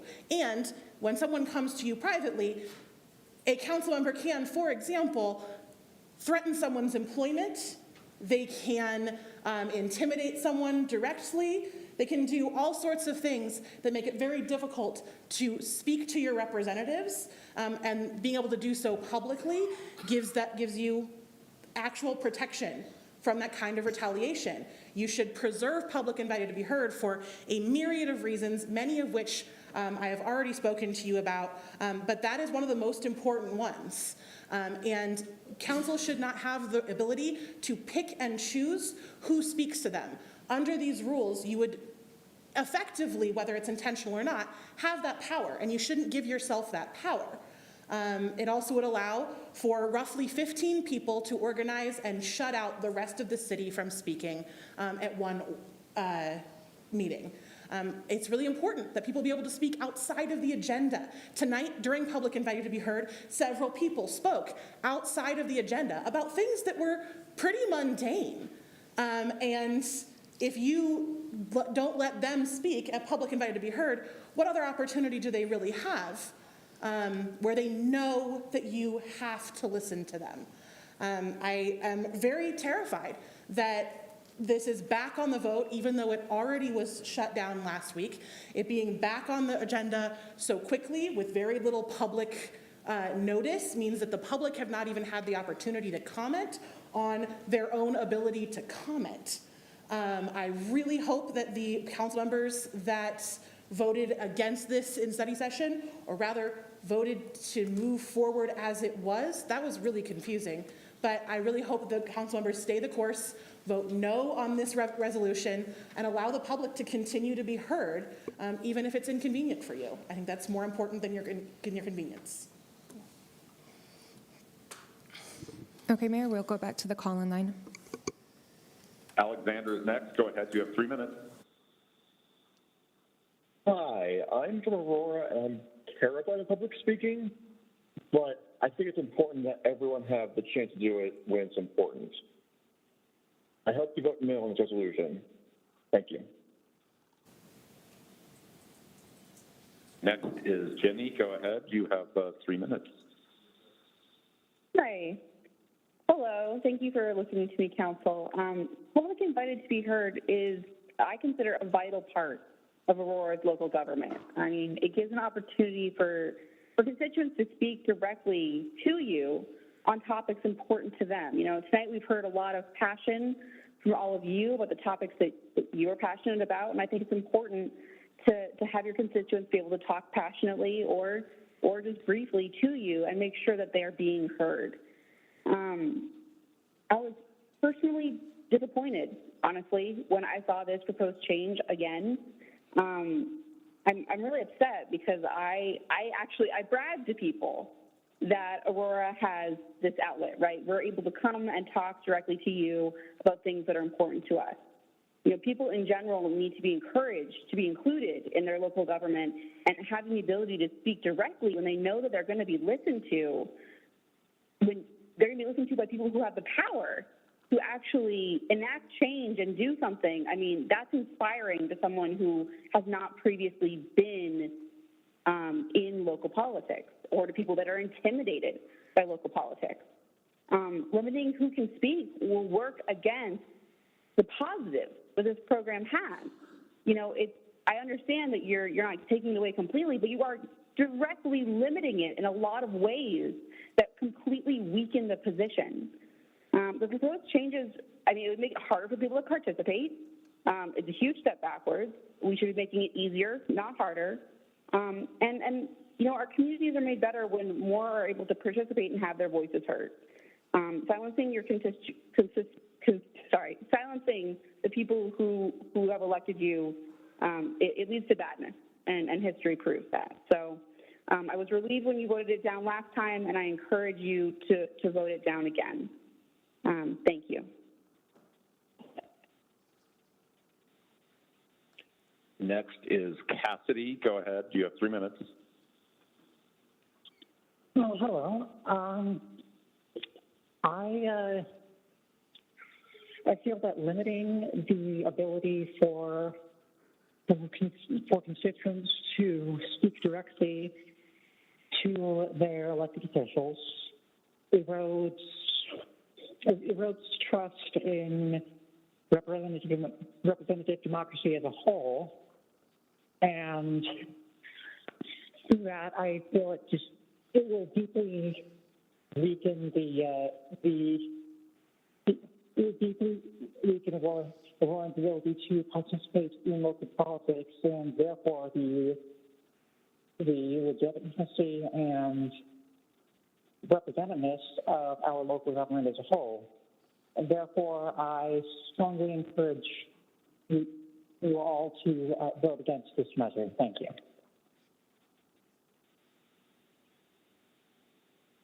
Next is Sylvia. Go ahead. You have 3 minutes. Hi.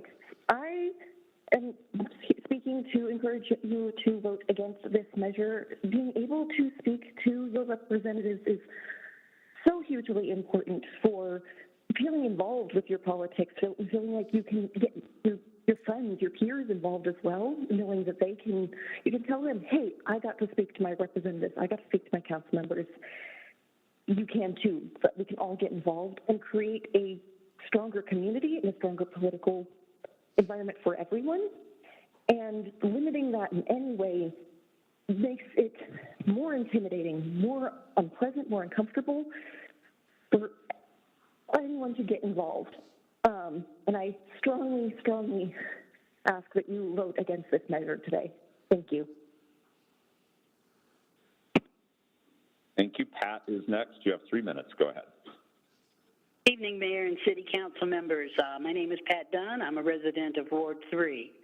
This evening, I'm asking council members to vote no on council members of Zervanik's resolution. I believe this resolution addresses a non-existing problem, looking for a solution. Seldom is a City Council member meeting extended because too many people address council. If this resolution by Council Member Zervanik is passed, for one thing, citizens will no longer be able to speak at the end of the meeting. Some people work more than one job, and they aren't able to sign up to speak at around 6:30. So speaking at the end of the meeting gives them an opportunity to speak. Again, very seldom do people speak at the very end of the meeting, so I don't understand why you would be curtailing their participation. Limiting the number of people who may address council on non-agenda items, I feel, is very unnecessary. It's arbitrary, and frankly, it is very undemocratic. You would think the responsibility of all council members would be to encourage participation. This repressive resolution does the exact opposite. I respectfully ask you tonight to please vote no. If a majority of the newly elected council feels that the meetings are too long, I suggest they find a better solution than curtailing and/or eliminating our chance to speak. I want to thank you very much for your time. Next is Danny. Go ahead. You have 3 minutes. Yo! Good afternoon, good evening, council members. Did y'all forget that you serve the people of Aurora? You should be begging for this more. How dare you try to silence your own constituents? And Councilmember Bergen, I'm your constituent. And don't tell us that you'll get more done in meetings, because we see these meetings on Aurora TV. It is on tape. And it's like 10% public testimony and 90% grandstanding and arguing with each other on the dais. The citizens doing their civic duty and asking for representation are not the problem here. Y'all just spent public dais time debating whether, in fact, a liar is, in fact, a person who tells lies, and what is the nature of truth. So don't be limiting hardworking people who care about their city to call in and show up to this sad little tragedy of a council. You should be making it as easy as possible for Aurorans to speak on their governance. Thank you. My name is Danny, and I live on Bahama Street in Ward 6. Bye. Next is Jan. You have 3 minutes. Go ahead. Hello. I'm addressing the issue of limiting public input specifically. I do believe that this issue must be discussed within the broader framework of the general receptiveness of this council to public, as well as fellow council member and expert input. I have followed the decisions that have been made by this new council and believe that in several areas the public wishes have been brushed aside. There has been some issue at each meeting where the decision was made, and the attitude appeared to me to be we have our mind made up and don't confuse us with the facts. This happened related to the changes to the violence prevention program, related to circumventing the council for firing the chief of police and city manager, related to retention bonuses for police to the exclusion of other needs and other deserving people in our community. Most recently, the camping ban was passed after public input was overwhelming in opposition, with a great deal of research pointing to more effective ways of creating effective and lasting assistance for our unhoused neighbors. In that instance, clear and well-researched, compassionate, and logical amendments were presented and again summarily shrugged off without even the appearance of consideration. Of extreme concern to me is a statement by the mayor regarding not allowing matters to come before the board and initiated by unelected bureaucrats. Unelected bureaucrat clearly is another word for expert, and discounts the input from staff members who are experts in their field, lest they disagree with the majority of the council. Limiting public input would seem to be continuing this dismissal of the public that this council is supposed to be serving. I urge the public to be heard, not be limited, and would further urge the council to truly accept and consider seriously input from members of the community. Thank you. All right, next is Joyce. You have 3 minutes. Go ahead. Council members, my name is Joyce, and I am a resident of Aurora. I object to the council further limiting my opportunity to express concerns to the city. Elected representatives at any level should be eager to hear any and all comments from constituents. If discourse causes a meeting to run long, that is too bad. Anything that inhibits interaction with elected representatives is not acceptable. It's the job you campaigned for and accepted. This is where autocracy begins. First, limit and then eliminate the people's voice. Second, giving and receiving of gifts, expecting something in return. Sound familiar? Please vote no on this resolution. Thank you. Next is Randy. Go ahead. You have 3 minutes.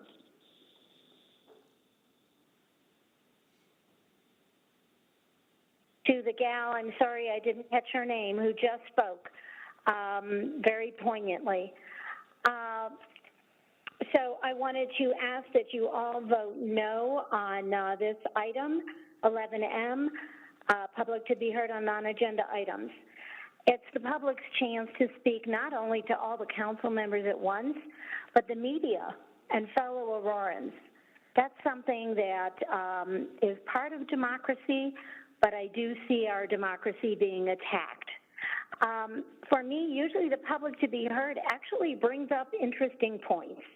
Occasionally it's something, odd to me, but usually interesting points I would think council would be interested as well. It's disingenuous to give council majority the control over how long speakers can go on, not just over the 3 minutes that we already have as a cutoff, but how many people can speak. It is a shutting down of our free speech. Limiting this hard-fought-for public right to speak on non-agenda items before and after the major portion of the meeting could easily be interpreted, as was just said, and I agree, that as the first actions of a controlling authoritarian government rather than a democracy. I agree with Arnie Schultz and others. At this time, especially in America and the world, I feel obligated to speak out for a government that is of, by, and for the people. You must vote no. Otherwise, this will continue to erode our freedoms. Thank you. Mayor, that was the last caller. Very well. Motion? Mayor, motion to approve item 11. Moved by Councilmember Zvonik, seconded by Jurenski. Seconded by Councilmember Jurenski to approve item number 11M. Discussion? Mayor. Councilmember Zvonik. So, look, I want to thank everybody who just called in and expressed their opinion on this item. I just want everybody to be very clear that on any agenda-related item, your ability to call in isn't going to change. We could have been here for hours and hours listening to comment on this agenda item because it is, in fact, on the agenda. I think it's important to note that we are city council. We're not Congress. So when you email us, when you email council@Aurora.gov, it goes to all of us, and it goes to us. It doesn't go to a staff member. When you call us, it comes to our cell phones in many cases. In fact, I had people who called on various issues, and they're surprised when I answer my cell phone and that it's me. We have town halls regularly where people can show up. We have lots of avenues for citizens to come and talk to us about issues, whether they're on the agenda or not, because, again, we are city council. What this does is, in addition to all the ways that already exist for you to communicate with us via email, phone, showing up to talk about an agenda-related issue or at our town halls, this gives an additional hour before every city council meeting to come and talk about whatever issue you want. I want to note that tonight, public invited to be heard, 12 minutes. Since I've been on council, we have never gone an hour. But what this does is protect us in the future when there are organized groups, and let me be clear, whenever you go over an hour, it's not because there's a bunch of citizens that just show up. It's organized outside groups that are trying to get people here to push an agenda, and that's fine. They have the ability and the right to do that. But when we get into those situations, it is grossly disrespectful to the people's work, to those who are here to either testify if we have a public hearing that evening on maybe on a development issue that's up, and they come and we're waiting until hours and wee hours of the night or into the morning to talk about an issue that's on the agenda that night. So it gives us some checks and balances to make sure that we don't get into that situation, but it does not in any way prohibit the citizens of our community from bringing forward issues, whether they're on the agenda or not. It does give that hour before every council meeting for them to continue to do that. Mayor? Further discussion, Councilmember Gardner. Thanks, Mayor. I would like to offer an amendment, and hopefully Councilmember Zvonek will accept it as a friendly amendment, but in the bolded section that's added in the resolution, I'd like to change that to read, for this agenda item, City Council shall allot 30 minutes on a first-come, first-served basis unless extended by a majority of council members present. And I want to talk a little bit about kind of the reasoning why. You know, one of the things that's frustrated me most on this job since I've been on council for almost 3 years now is when I find things that we do in Aurora that nobody else does. When we're the outlier, you know, Civil Service Commission, there's some examples there. There's lots of examples that I can think of. And, you know, I think this is an example of that as well. You know, when this topic first came up about 18 months ago, we had staff do some research and just look into what other cities are doing, both cities here in the metro area and some other similar sized cities across the country. And in almost every case, there was a time limit on public invited to be heard. And, you know, I think it's really for the reasons Councilmember Zvonek talked about. You know, not everyone has, frankly, has the privilege to come down to City Hall and communicate with their council members. A lot of folks have to use the phone, have to use email, have to use social media. You know, I have exchanged emails with quite a few constituents via email about this very issue, demonstrating that email is an effective tool to communicate with your elected officials.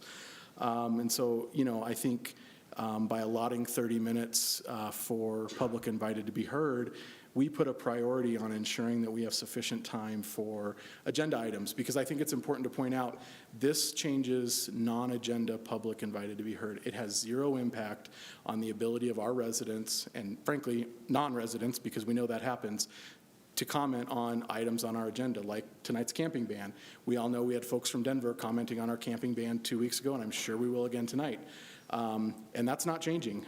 So if you don't live in Aurora and you want a public comment on something on our agenda, you will still have that right, apparently.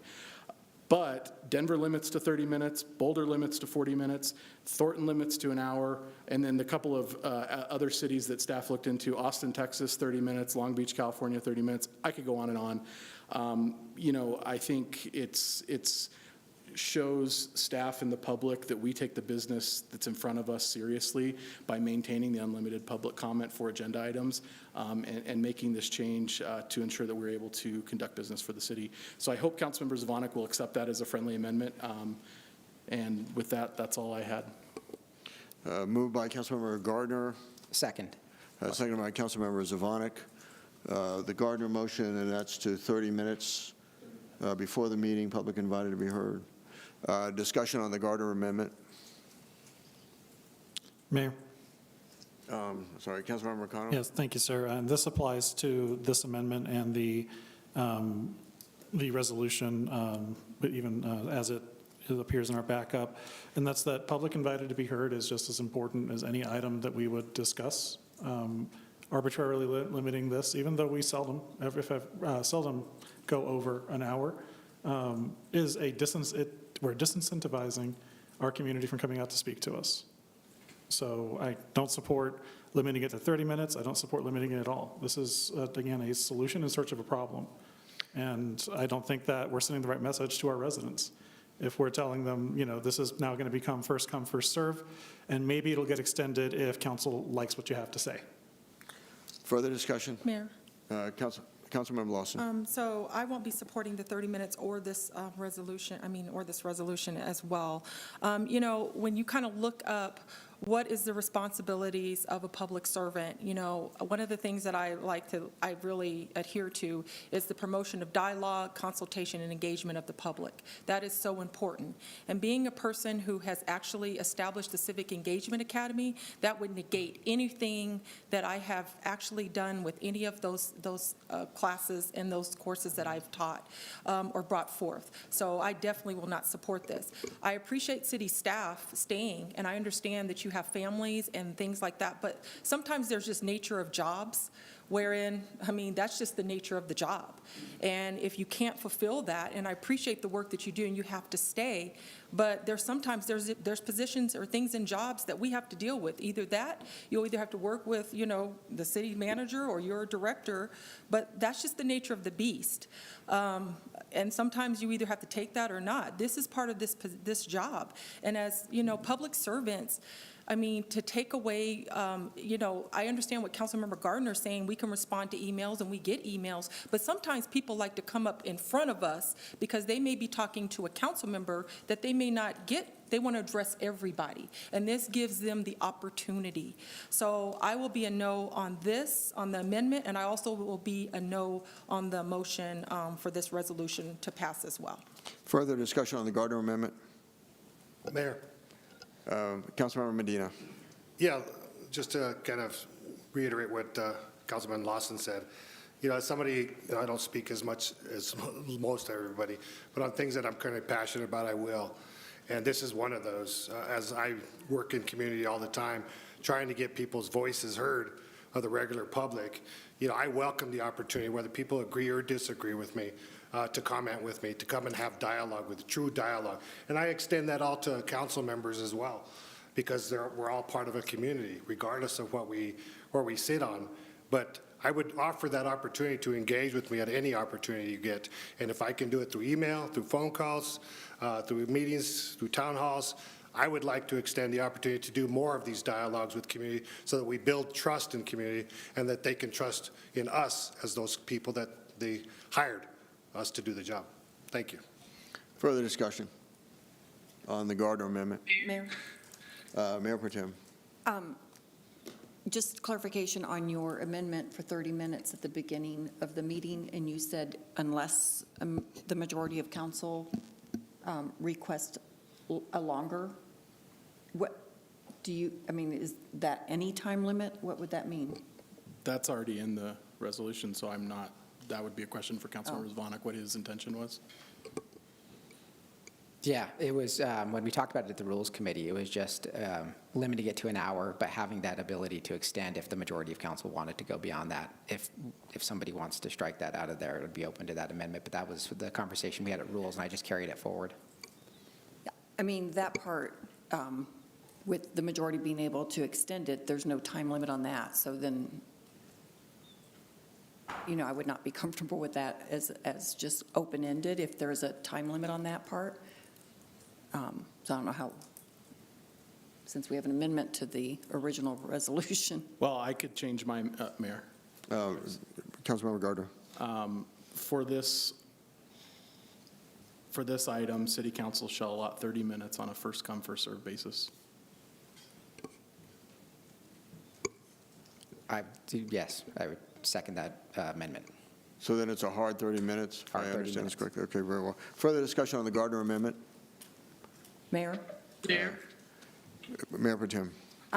Yeah, I'm having difficulty with the 30 minutes because I do realize a lot of other municipalities do the 30. You mentioned Denver and some of the, a lot of, you actually mentioned quite a few municipalities.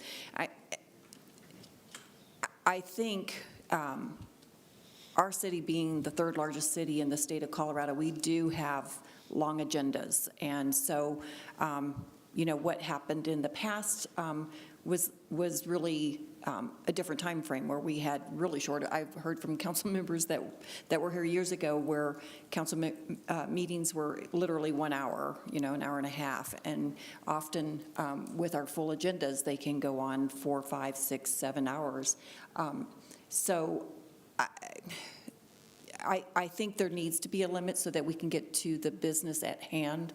Again, to reiterate that any agenda item is unlimited for our constituents. Further discussion on the Gardner Amendment. Mayor? Councilmember Coombs. And this will first be about Councilmember Gardner's amendment and then the item in general.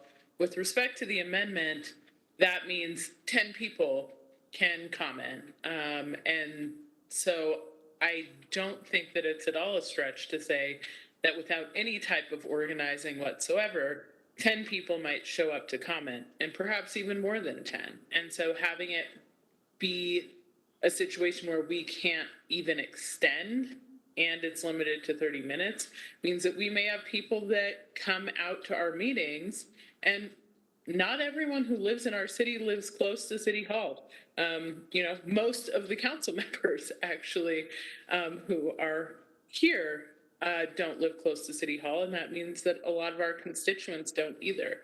So it's taking that time, often during rush hour, to come down, only to be shut down, I think is absolutely a disincentive, because they don't know how many other people are going to be there. So it's a disincentive to participation, and I think it's really disrespectful to people putting forth that time and that effort to tell them, well, tough luck if you show up and there happen to be quite a few people ready to speak. Additionally, on Councilmember Zvonic's point that only outside groups organizing could produce a large amount of public testimony, members of our community, in fact, I think residents of Ward 6 on next door organized so much testimony that we had to go into recess and come back the next day. And that was on an agenda item, but they organized that much testimony. It's not only outside groups that can organize testimony. So I think that we need to respect when our constituents decide to organize themselves on issues about which they're passionate. And sometimes that's in order to get those items on the agenda. That happened with Denver Meadows. Those were all Aurora residents that were worried about losing their homes. Around the pit bulls issue, those were Aurora residents who wanted to be able to have pets that they loved and cared about. And by using public invited to be heard, they were able to get their items eventually on agendas, get their items addressed. And so if we're not doing what people want us to do and need us to do on the agenda, then they absolutely should have the ability to organize to push us to get those things on the agenda through using public invited to be heard. Mayor Pro Tem. Yeah, and in the instance where the Ward 6 residents basically organized on the 6 unrelated people to a home, that was on an agenda item. The pit bull was on an agenda item. The Denver Meadows was on an agenda item at one point. Sometimes it was not, but certainly they had the opportunity to speak when it was an agenda item. So I think we're not trying to limit people that have issues that come before us at all, public hearings or anything like that. I was going to ask if there was any way to amend it so that it's that you keep the extended by majority, but only up to another 30 minutes. I think that would allow for the cases where we do have more people attending, and it gives us that option. Mayor. Councilmember Gardner. I'm fine with that, but I'll defer to Councilmember Zvonic as the original sponsor. I'm fine with it, too. Okay, let me understand what the Gardner Amendment is at this time. Mayor, would you like me to restate it? Please do. Just one moment.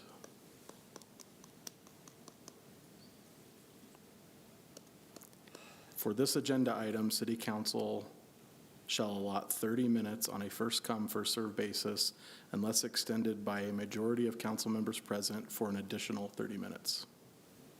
Very well. Further discussion on the Gardner Amendment. Mayor. Councilmember Coombs. I just want to clarify to the point of the Mayor Pro Tem, both the pit bulls and Denver Meadows the folks came and testified repeatedly before it ever became an agenda item.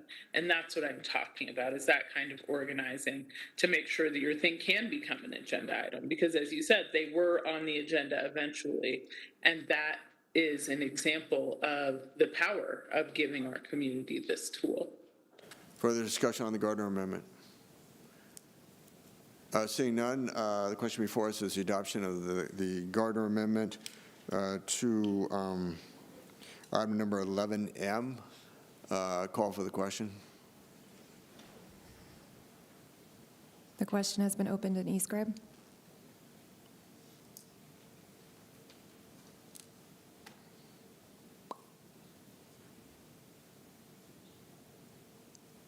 Councilmember Drinsky.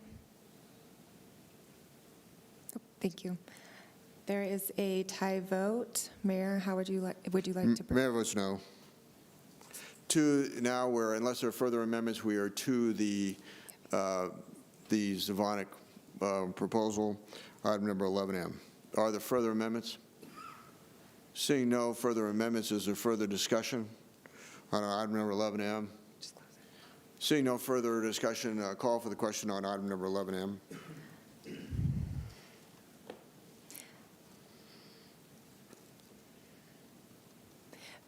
I'm sorry, Mayor, are you wanting to do a call for the question, which is a motion to end No, the not as a debate? motion. There was no further discussion, so Okay, let's so call for the question. Okay, so we have the motion by Councilmember Zavonic and second by Jurinski to approve the resolution as is.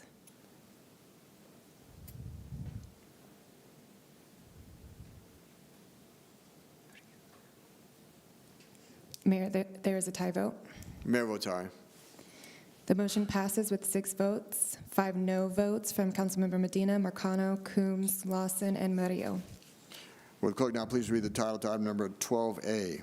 Item 12A is a public hearing in consideration for an ordinance of the City Council of the City of Aurora, Colorado, rezoning a parcel of land measuring 4.5 acres, more or less, at 1671 North Altura Boulevard from medium-density residential district to high-density residential district, and amending the zoning map accordingly.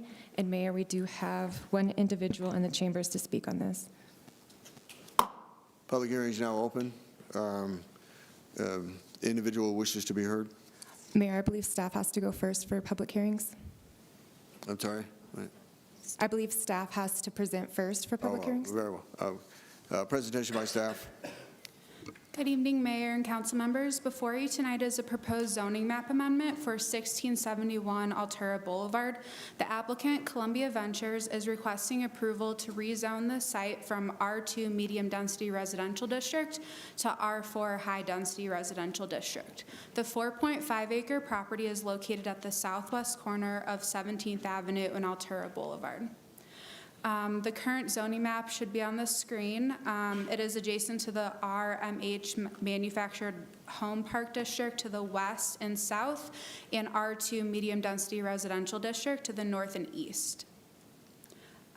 This is the proposed zoning map. The zoning map amendment from R2 to R4 complies with the approval criteria in the Unified Development Ordinance and is consistent with the comprehensive plan. The Planning Commission unanimously recommended approval of the item on February 9th, 2022, and no public testimony was given at the hearing.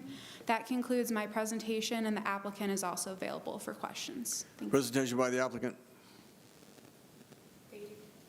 Mayor, I'm sorry, they do not have a presentation. They're just here for questions. Individual wishes to speak on this issue. Marvin Martin.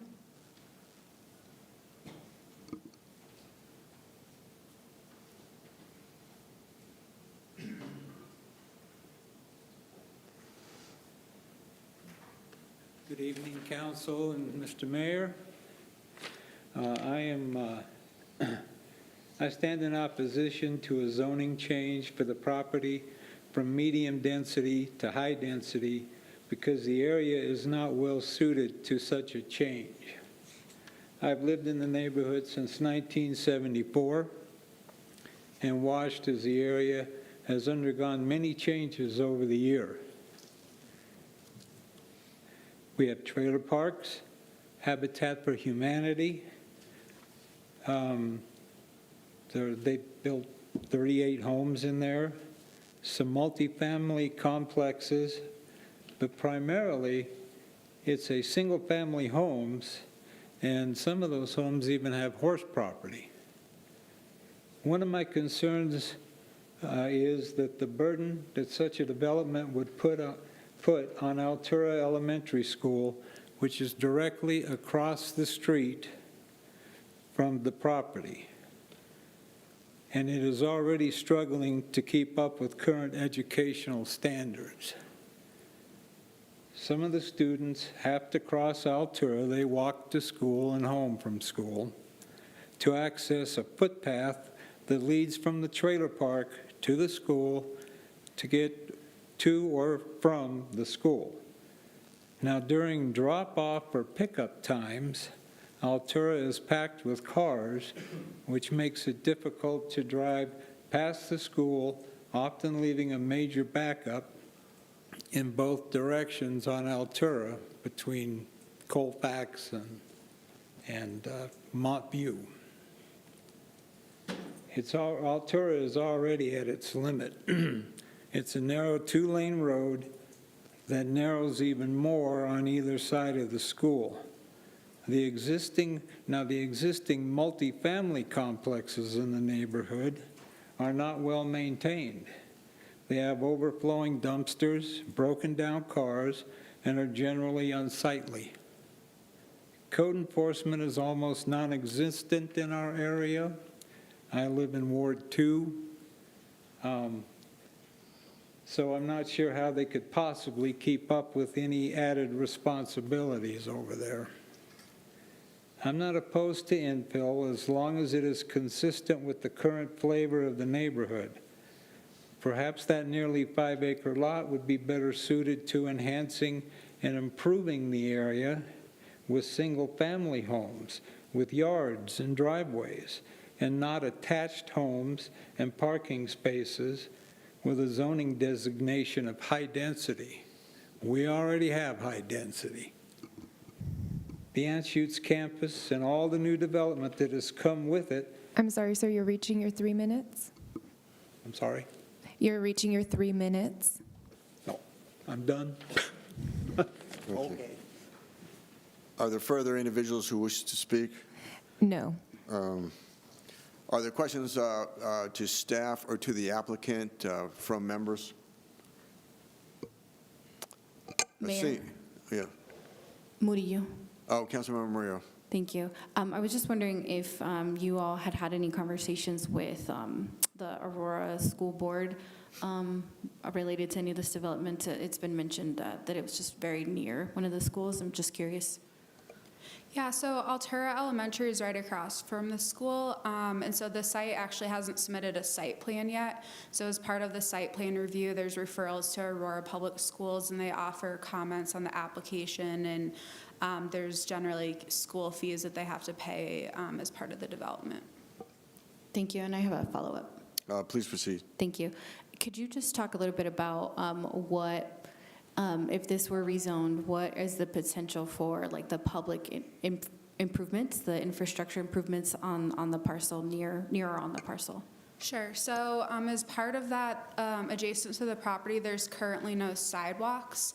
There's also not any pedestrian crossings on either of the streets along Altura, and so they would definitely have to add sidewalks on both sides of their development along Eagle Street as well as Altura Boulevard, and then they would have to prepare a traffic study that would look at things like pedestrian connectivity as well as vehicular traffic, and potentially have to make improvements as part of that. Further questions? I'm sorry. Further questions to staff for the applicant? Seeing none, the public hearing is closed. Motion is in order. Councilmember Murillo. So moved. Been moved by Councilmember Murillo, seconded by? Mayor, second. Seconded by Councilmember Sundberg to approve item number 12A. Discussion? Mayor. Councilmember Murillo. Thank you. I just want to thank the resident who came to speak on this. I know it takes time out of your day and energy. So I just want to thank you, and I appreciate your comments and feedback. Just knowing the potential, I also live near this area, and knowing the kind of, I think it meets a lot of the criteria just on that objective level, but kind of some additional points that I was considering in this decision-making process was actually a similar point of its proximity to the elementary school. We're at a point where Aurora Public Schools is seeing a decline in elementary age school attendance and others, but attendance in the overall APS system. And they're having conversations about closing our schools in the Ward 1 area, which I don't support. I think it's very disheartening. There are entire communities that are built around that public infrastructure, that public use. And I think that there's potential with this project to potentially support, that potential elementary school. There are no sidewalks in that area. So I am interested, when they go through that process to really work with the neighbors and the neighborhood to prioritize that infrastructure. I think that's sorely needed. And, that part of Aurora looks vastly different if you cross just the other side of Sable or just the other side of Colfax. And personally, I'd like to see that become, up to par with a lot of the amenities that some of the other residents have. But it is true, there's like a horse ranch just nearby, which people don't believe that we have kind of rural areas. We have suburban, urban, and rural in that way, but I digress. I just think that the way I was kind of considering that, I actually think this could be a really positive asset, not only for the public infrastructure. Of course, it met certain criteria, but potentially some additional support for our public school system. So I'm really hoping that's the case. The school board, if you all didn't know, is actually, I think, voting tomorrow on potentially closing Sable Elementary or potentially Altura or Park Lane or a combination of such, which again, I don't support, but I will be sharing this information with them tomorrow. Hey, you have potential for hundreds of multifamily units just, down the line a few more years. Just as an FYI, but thank you. Further discussion on item number 12A? Mayor Sundberg? Councilmember Sundberg. Just geographically, can I get a clarification? I believe this is near Chambers and Colfax, is that correct? Yeah, it's about a quarter to a half mile west of Chambers. The nearest major street's Sable, which the site's probably a quarter mile to the east of there. So that would be Ward 2, I believe, is it? Yes. Okay. So one thing I like about this project, it's driven through an organization called crosspurpose.org, where they really try to train the residents in professional career training through free tuition career training programs. So I like the overall idea of it for Ward 2. Okay. Further discussion? Seeing none, the question before us is the adoption of item number 12A. Call for the question. The question has been open in e-scribe for voting.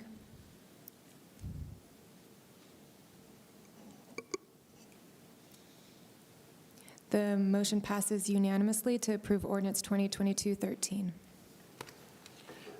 The time is now 8:47. Council will stand in recess until 5:02 to give staff the ability to do another announcement for the call-in line.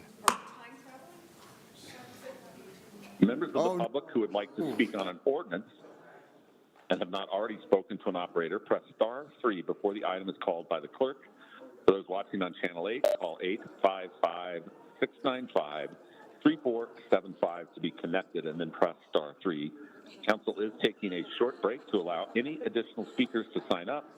Please be patient and stay on the line until the operator is able to take down your information. Thank you.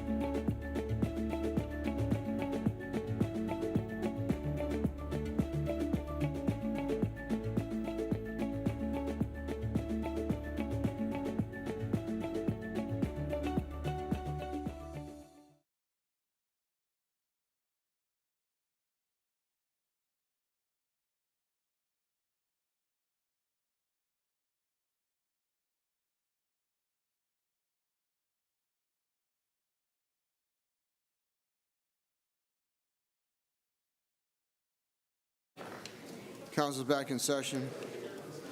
Will clerk please read the title to item number 14A? Item 14A is ordinance 2022-14, an ordinance amending Chapter 126 of the City Code of the City of Aurora, Colorado, relating to payment for traffic signals. Brief presentation by staff.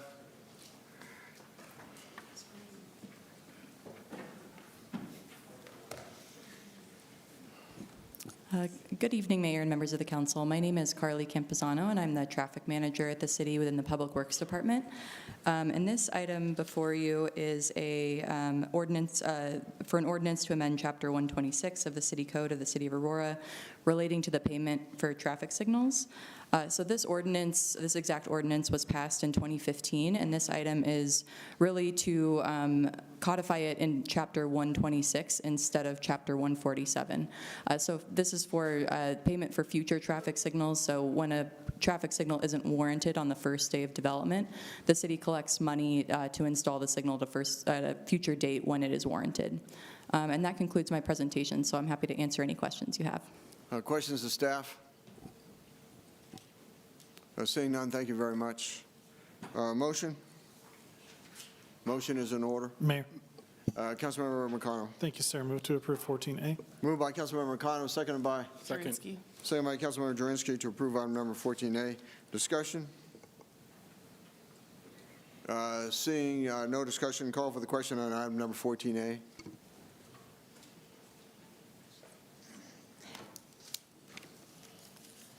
I'm sorry, Councilmember Murillo, do I have your vote? Yes. The motion passes unanimously to approve ordinance 2022-14. Will the clerk now please read the title to item number 14B? Item 14B is ordinance 2022-15, and an ordinance of the City Council of the City of Aurora, Colorado, repealing obsolete license provisions in Chapter 86. A brief presentation by staff. Thank you. I'm Trevor Vaughn, Manager of Licensing. This ordinance is technical in nature, eliminating 3 licensing provisions that are no longer, we believe, no longer needed in code. 2 of them have lapsed in enforcement because they're managed in other ways, and another one, which is the Christmas tree adjunct license, is also being managed in another way through fire operational permits. Questions of staff? Seeing none, thank you for the presentation. Motion is in order. Mayor, motion to approve item 14B. Moved by Councilmember Durinsky, seconded by Bergen. Mayor Pro Tem Bergen to approve item number 14B. Discussion? Seeing no discussion, call for the question on item number 14B.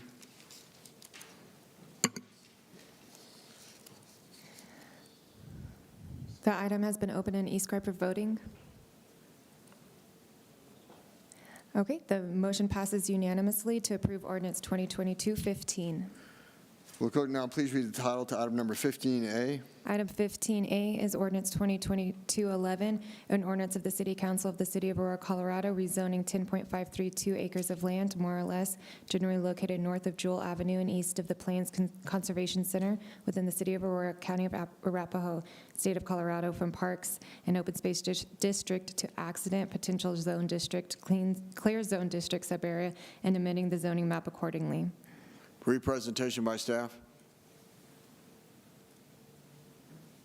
Is there staff here? Good evening. Can you hear me? Yes. Okay. My name is Karen Hancock, and I'm a principal planner in the Planning and Development Services Department. This rezone is requested by Buckley Space Force Base for a parcel that they recently acquired to support their flying missions. This rezone request complies with code, and that concludes my presentation. Seeing none, a motion is in order. Mayor, motion to approve item 15A. Moved by Councilmember Durinsky, seconded by? Second. Seconded by Councilmember McConnell to approve item number 15A. Discussion? Seeing no further discussion, call for the question on item number 15A. The question has been open and e-scribe for voting.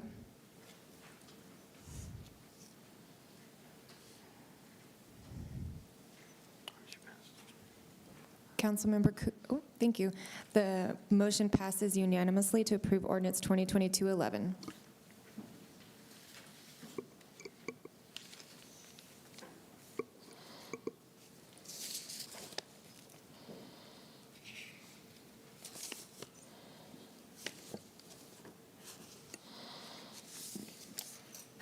Katie, could you please read the title of 15B?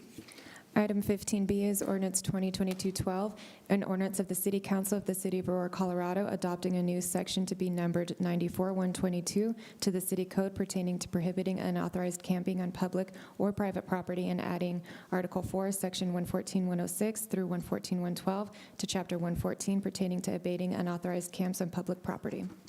Okay, discussion? Mayor? Thank you, Mayor Pro Tem. This item number 15B, unauthorized camping abatement ordinance, requires 72 hours notice with a provision for an extension in the event of inclement weather prior to an abatement can occur. It requires the city to offer an alternative shelter option for those in the specific encampment that is being debated and requests a shelter option. Does not criminalize homelessness, and I have some clarifying amendments on that I'll be offering in a minute. It applies both to private and public grounds, but a point of clarification, the abatement provision does not apply to private, although camping is unauthorized on private property, the abatement provision does not apply because there are already tools in terms of the fact that it already makes unauthorized camping illegal, defines what unauthorized camping is, makes it illegal in public and private property. There are already mechanisms in place whereby a private property owner can file a complaint in terms of trespass, and that it would be the responsibility of private property owner to clean up their property under our current code enforcement rules. And so that is not necessary. And so I would renew my motion on item number 15B and have two amendments, if I could. Go ahead, Mayor Pro Tem, I'm sorry, I don't know if we need to hear from the public first before we start. Oh, yes, Okay. we do, sorry. We do have a few individuals to speak. Sandy Garcia.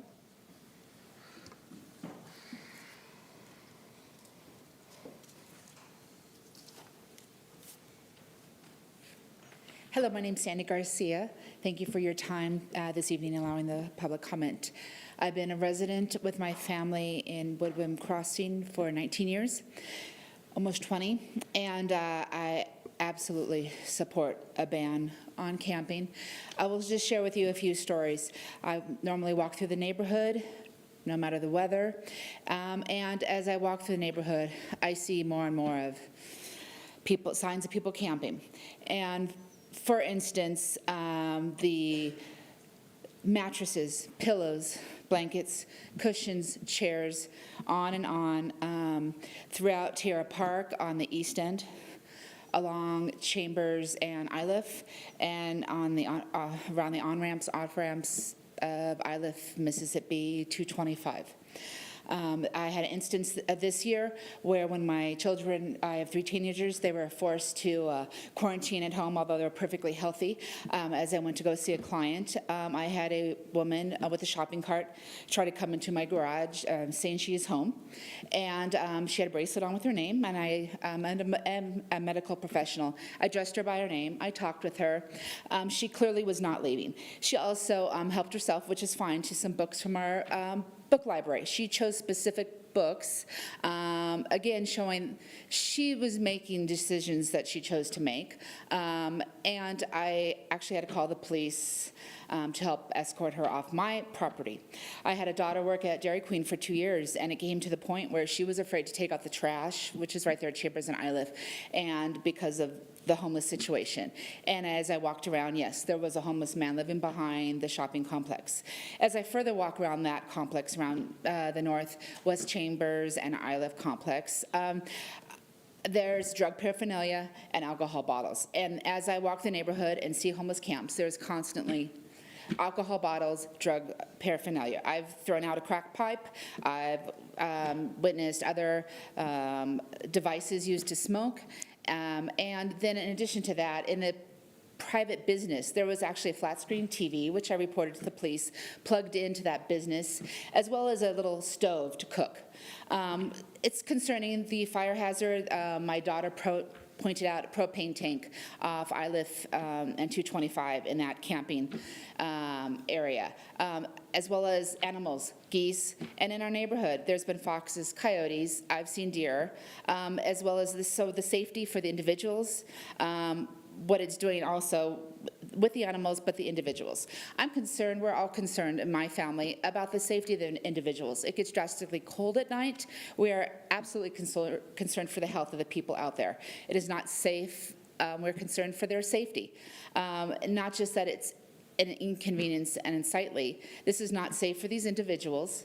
And it just has not seemed to get better because we live near the freeway. You're reaching your 3 minutes. It seems to accumulate more along I-25 corridor also. So that is a concern where some Aurora residents might not see that in their neighborhood, but definitely in ours we do. So thank you for your time. Rob?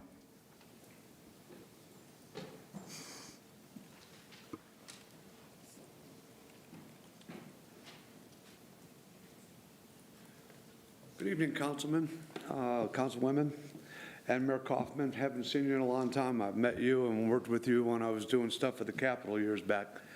I'm from Ward 5.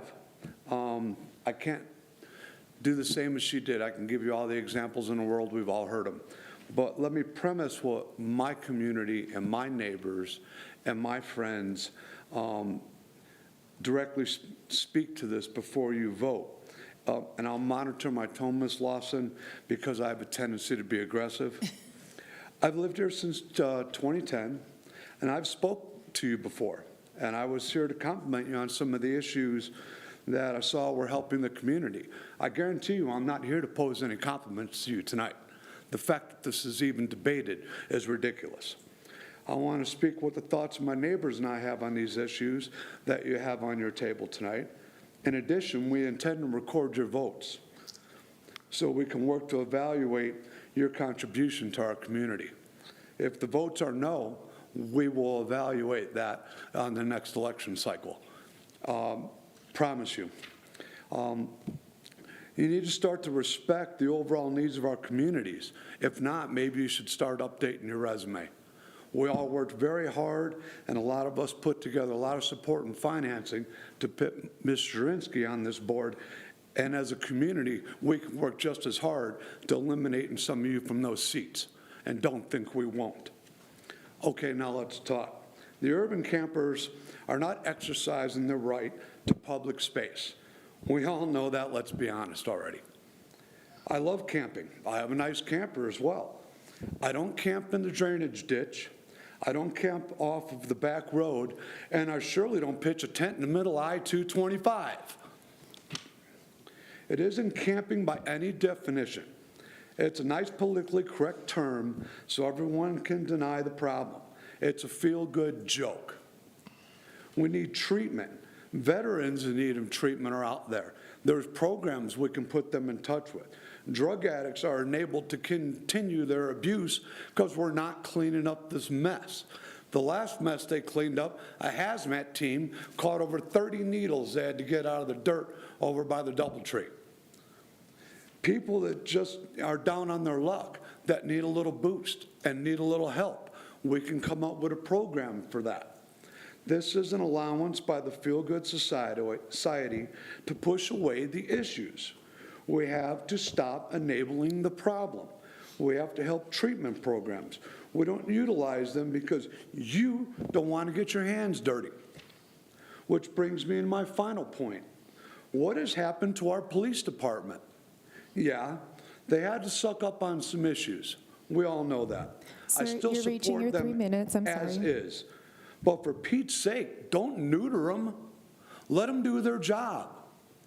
You're responsible for what's going on with this lawlessness on the off-ramps, Iliff, all over Mississippi, the back of the hospital area on 225, and you're also responsible for cleaning it up.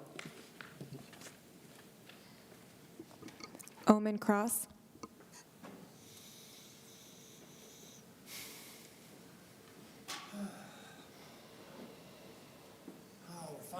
almost done, aren't we? So we had a discussion about this a couple weeks ago. Everybody knows my position on it. It's inhumane. Not because this man doesn't deserve to have a safe neighborhood, not because this woman and her family don't deserve to have safety in the neighborhood they paid for. But some of these policies, they're written down one way and they're implemented another. Let me give you a little example. This few days ago on the 9th, the mayor took me to go work with the Veterans Day Work program and get enrolled in the services, so I went. As I was on the way home, I'm standing on the Colfax train station waiting to get on the train in the blowing snow, and I get a text message from my significant other who informs me that because it was scheduled for this day, apparently, according to the agency I spoke to, there was a homeless camp directly behind me that was being abated in the middle of a snowstorm. Now, I don't know where that falls in humanity, but no one person's safety should be given at the threat of an entire person's possessions being thrown onto a flatbed and discarded in the middle of freezing conditions below zero. But the people that are going to pay responsibility-wise are the people sitting on this council when somebody freezes to death because their camp was abated in a snowstorm. So the inclement weather clause that's supposed to be in there needs to be the number one point, because you may be trying to clean up neighborhoods of things that don't deserve to be there, but you already have laws on the books to prevent drug crimes of illegal substances, to prevent illegal acts in these neighborhoods. The police are already armed and equipped to deal with actual crime. So please don't extend that to then allow yourselves to be judged as inhumane against the people that live here, because that's exactly what's going to happen if another story like somebody having their camp abated in the middle of sub-zero conditions in a snowstorm ever happens again. Thank you. Katie, do we have more public invited? We do have individuals on the call-in line to speak. Okay, thank you. First is Artie. You have 3 minutes. Go ahead. Mayor Kaufman and members of City Council, my name is Arnie Schultz, and I've lived in Aurora since 1975. This is the most inhumane proposal I have ever seen. I recently exchanged a few Facebook messages with Councilmember Sundberg. It began with a meme I sent several of you that read, "You have more in common with a homeless person than you do with a billionaire." This is true of many people who just need to have one thing happen to them that is not in their control. He responded, "Hi, Arnie. Yesterday I met with a developer wanting to develop about 113 affordable housing units on empty farmland near Altura School north of Colfax. The project is largely guided by some principles within the organization Cross Purpose. Additionally, I signed my endorsement for the approval of the Weatherstone Apartments Section 8 rehabilitation program for about 111 units. I approved and voted for seed money for the Aurora Mental Health Acute Care Campus, a one-stop shop for homeless services, centrally located on 7.3 acres, which will include 60 temporary housing units, dental health care, walk-in mental health care, etc. I support and voted for seed money for the Ridgeview Recovery Campus, which includes vocational instruction on the former youth detention facility on 400 acres near Watkins. Additionally, we approved about $5 million in ARPA funds to support various nonprofit and community efforts for the homeless. So we're working behind the scenes to provide additional assistance in that regard. I then asked Councilmember Sundberg if he would be willing to go public with the work he is doing behind the scenes. I told him I realized it might not be it might be politically difficult for him to do that. He replied, "Good morning. I think in the next regular meeting, I might highlight some of the positive things being done for supportive services housing. I hope he does do that." He added, "I should highlight a few of those on social media. I hope he also does that as well." I also object to the ordinance taking place effective immediately without consideration. The state Senate introduced two bipartisan bills last week related to affordable housing. House Bill 22-1282 will incentivize construction of thousands more modular and factory-built homes to help meets a severe lack of affordable homes in Colorado. Senate Bill 22-146 will increase financial support for housing units for people and families above 60% of AMI. Excuse me, Arnie, your 3 minutes are up. Move forward and give the city manager time to work on the things you have tasked him with and approve Councilmember Falcone's amendment. Thank you. Next is Karen. Go ahead, you have 3 minutes. Hello, my name is Karen. I am a relatively new homeowner to Aurora, and I would like to express my extreme displeasure and deep shame that my new city council is attempting to pass this measure, which is inhumane, immoral, harebrained, and will be ineffective. It is not researched. It is not backed up by any data. I have worked in nonprofit services, and specifically with the homeless population. It is well documented, whether you guys want to agree whether it's fact or not, but it is well documented that these measures, such as the camping ban, do not help people to get off the street. If you could have a modicum of empathy, Mayor Kaufman, when you are laying your head down on your warm pillow in your warm, nice house tonight, if you could imagine that you are not in a safe space, that you are constantly afraid of being asked to move along, or that you're going to be reported, or that your campsite will be raised in the morning, and then add to that, think about, you are struggling with mental health challenges and addiction challenges. How easy would it then be for you to get employment and to get off the street? Not very easy. These people are dealing with trauma, and this measure is immoral because you are making the trauma worse. You're saying that it's for public safety and humanitarian reasons. That is laughable. That is deplorable. And I find this debate indecorous as long as we're going to talk about decorum. I just do not understand how any of you who would pros, let alone vote for this camping ban, can, sleep well at night. These are people down on their luck, as someone already mentioned, going through extreme trauma in a bad situation for which we have no help and no social safety nets. There is not enough shelter for everyone. Shelter is not a good option for everyone. And plus, there are already laws on the books. This is nothing but a political football because for some reason, some people on the city council think that it's the politically popular thing to do to be immoral and inhumane to our less fortunate neighbors. It is shameful. You should be ashamed if you support this camping ban. Thank you. All right, next is Brandy. Go ahead, you have 3 minutes. Hold on. Can you hear me? Is it possible you can hear me? Yes, go ahead. Hello? Yes. Question, Council. I'm a resident of Aurora, Ward 1.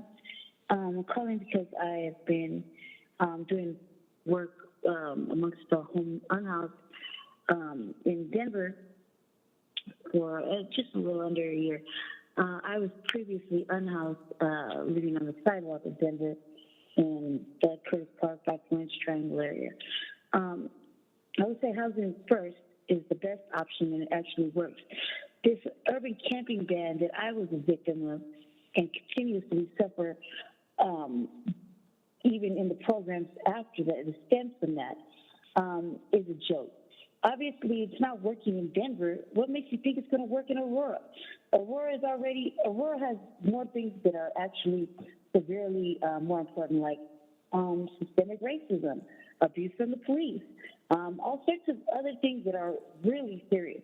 Now, just because I've lived in Aurora almost since 1988. 1988, so I'm 42 years old. I've been a resident. Family still lives in Aurora. So I can tell you that me being a part of Aurora is very familiar. And the unhoused here are like the unhoused in Denver. Also, Aurora has a lot better options. You don't even have shelters here. Okay, let's just keep it honest. You don't really have shelters here. Comitis is one shelter, and it was once in time was meant for the youth. the wayward youth. I know, I was one of them. An habitual runaway, awarded state, ended up in Comitas. Now Comitas is a first come, whenever, you gotta get on lottery, the whole separate thing, man. So no, there's nothing out there for these people. If you go and start sweeping them, okay, like you've been doing, hello to you, whatever, you start to turn into Denver, right? It's not gonna help. It's gonna get worse. Everybody that's coming from Denver, coming into Aurora because of the sweeps there. The police are traumatic. Everything is about out of sight, out of mind. It means that it's okay to jail and incarcerate our unhoused. Man, any day now, all of us will be unhoused. That includes you, city council. Okay? You can lose your house. You can lose whatever program you're on. You can lose your apartment because they don't want to take your money. Hey, that's a fact. Anybody can be unhoused. So while we're criminalizing them and penalizing them because the fragility of the rich, or the people who have more privilege, we're worried and concerned it's a bad look. Look what these people have to go through. I'm one of them. Randy, your I'm one of them. 3 minutes are up. I was just for 5 years in the street. Thank you, sir. That is all the public comment we have. Thank you, Katie. Mayor, you wanted to Well, I'd go like to, forward with your amendment? Have we moved the ordinance yet, proposed ordinance? We have not moved it yet. I first move item number 15B. Is there a second? Second. Okay, we have a motion by the mayor and a second by Councilmember Savonic. I'd like to offer my amendment. Go ahead, Mayor. This amendment clarifies that no person shall receive a fine, be imprisoned, or appear in court for violating being in an unlawful, unauthorized camp.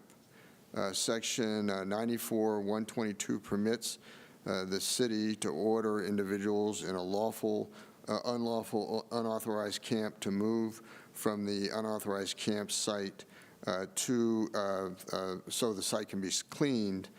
I move to amend Section 94-122, subparent 4 of the proposed unauthorized camping ordinance to include the following language, quote, "No person shall be issued a summons and complaint for violating this section," unquote. With the approval of this amendment, Section 94-122, subparent 4 will read as follows, quote, "Any person convicted of violating this section shall not be subject to the general penalty provisions as provided in Section 1-13 of the City Code. No person shall be issued a summons and complaint for violating this section," unquote. I move the amendment. Is there a second to the amendment? Without a second, it would fail. Okay. Amendment fails. Discussion we're on back to the original amendment. I mean, we're back to the original proposed ordinance. Then I would ask for an aye vote. Mayor, did you say you asked for a vote? Ask for an aye vote. Okay, Well, no, I'm not calling for the question, so. Discussion. Councilmember Murillo. Thank you, Mayor Pro Tem. This is not the first time we've had this conversation. We spent a lot of time in the last meeting. I've expressed how I feel. I want to use this time to bring up a conversation around an amendment I proposed and have since amended around the storage of personal property. And I have shared that with our staff to be able to show on screen, but happy to also just say the amendment. I just think it'd be helpful to visualize it. But essentially, it'd be adding a section, let's see.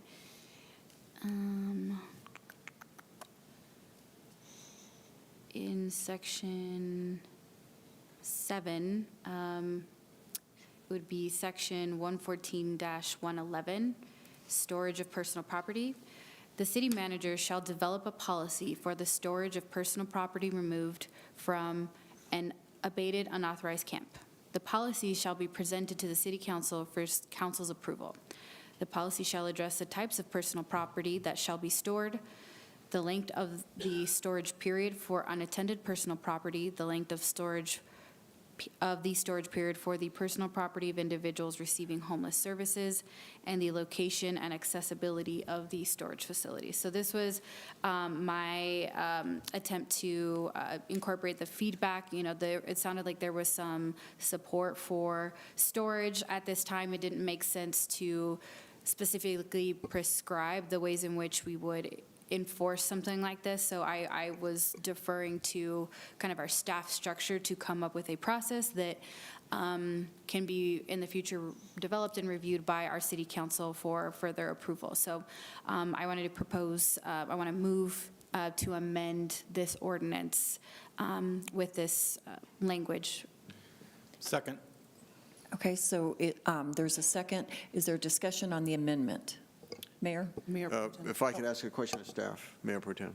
Go ahead, and then Councilmember Jurenski. And that is, or maybe Mr. Joyce, how do you, under this amendment, how do you determine what is an item of value and then an item that is not of value? Mayor, with Councilmember Murillo's proposed amendment, the city manager would develop a policy, and we could put in that policy possible definitions of what might be some of value, how you might determine something of value. Certainly something like an identification is valuable. What is storable? It's something we have to work out and present to you for your approval. Okay, Mayor? if I could continue. Oh, go ahead, Mayor. If I continue with the follow-up, and that is that, I mean, isn't this property abandoned? So you're basically, I guess, we're saying that they forgot something because they're, or they can't carry it all, or is that the issue? Currently, I believe we do store on-site anything that we deem to be of value. Does that answer your question, Mayor? Yeah, and how do you identify it to the individual? If you have a number of people living in an encampment?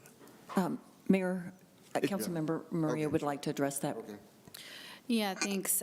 So this is kind of the difficulty and why I chose to draft the language as such with the support of our city attorneys was because, well, one, if we are prescribing like specific pieces in the ordinance, in order for us to change that, we'd have to do that via ordinance. So if it's too prescriptive, it doesn't give us the flexibility to ebb and flow to our needs, adjust definitions, et cetera. So I didn't specifically go down that rabbit hole because I had the same questions.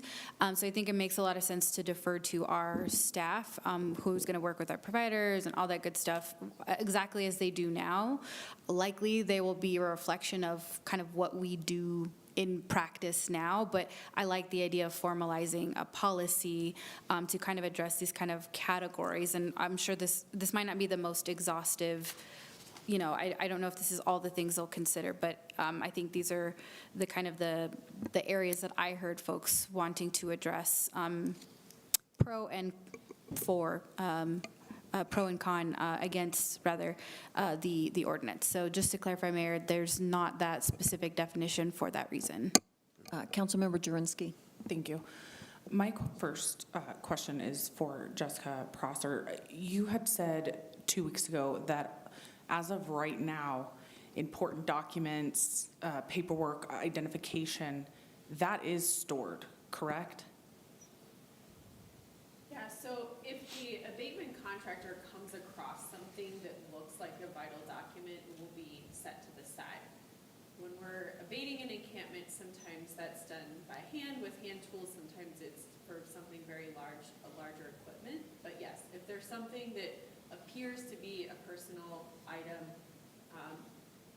Tim mentioned, an ID, medication, something very specific like that, a vital document, it would be set to the side currently. Okay, thank you. And Mayor Pro Tem, can I? Go ahead. So 2 weeks ago, I was in support of this amendment. I have since changed my opinion, and it's because some people have come forward that are with some organizations that, do offer services to Aurora, and they would like to stay protected and stay anonymous. But they mentioned that it's been a really, really big problem if things like sleeping bags and some clothing, stuff like that, are stored, that it's problematic for an entire facility. It has time and time again shown that bed bugs come in with those items, lice has come in with those items.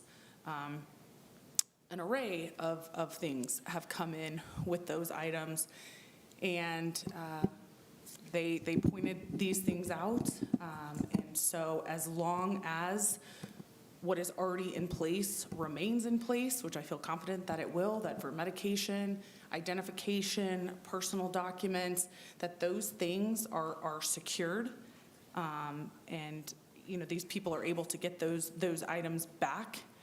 I just don't think anything beyond that, for health reasons, we should be storing. And so I have to withdraw my support of the amendment. Mayor Pro Tem. Yes, Councilmember Zvonik.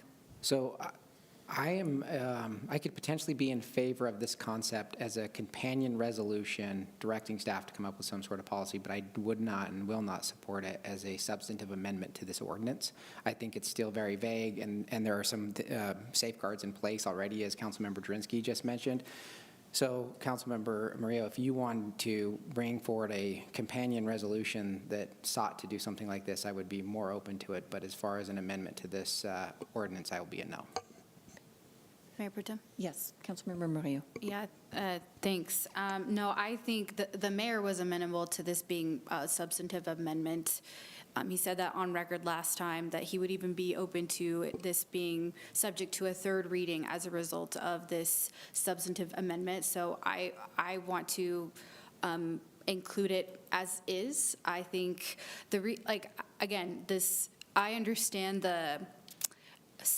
every scenario going through your head potentially as we have this conversation, because that's exactly the wall I hit in trying to draft this. And this felt like the most appropriate way to move forward to give our subject matter experts the ability to craft what that looks like. I even wanted to highlight the hazmat procedures, right? Because I wanted to be very clear that we want to be safe, we want to protect everyone's safety, and have a process to kind of determine what's valuable, what's not, what we can keep, how much we can keep. But again, we'd be talking in circles because that's just not possible on a city policy level at this time. I just feel like it's more appropriate from an implementation standpoint to leave the folks who are doing that work to develop that policy.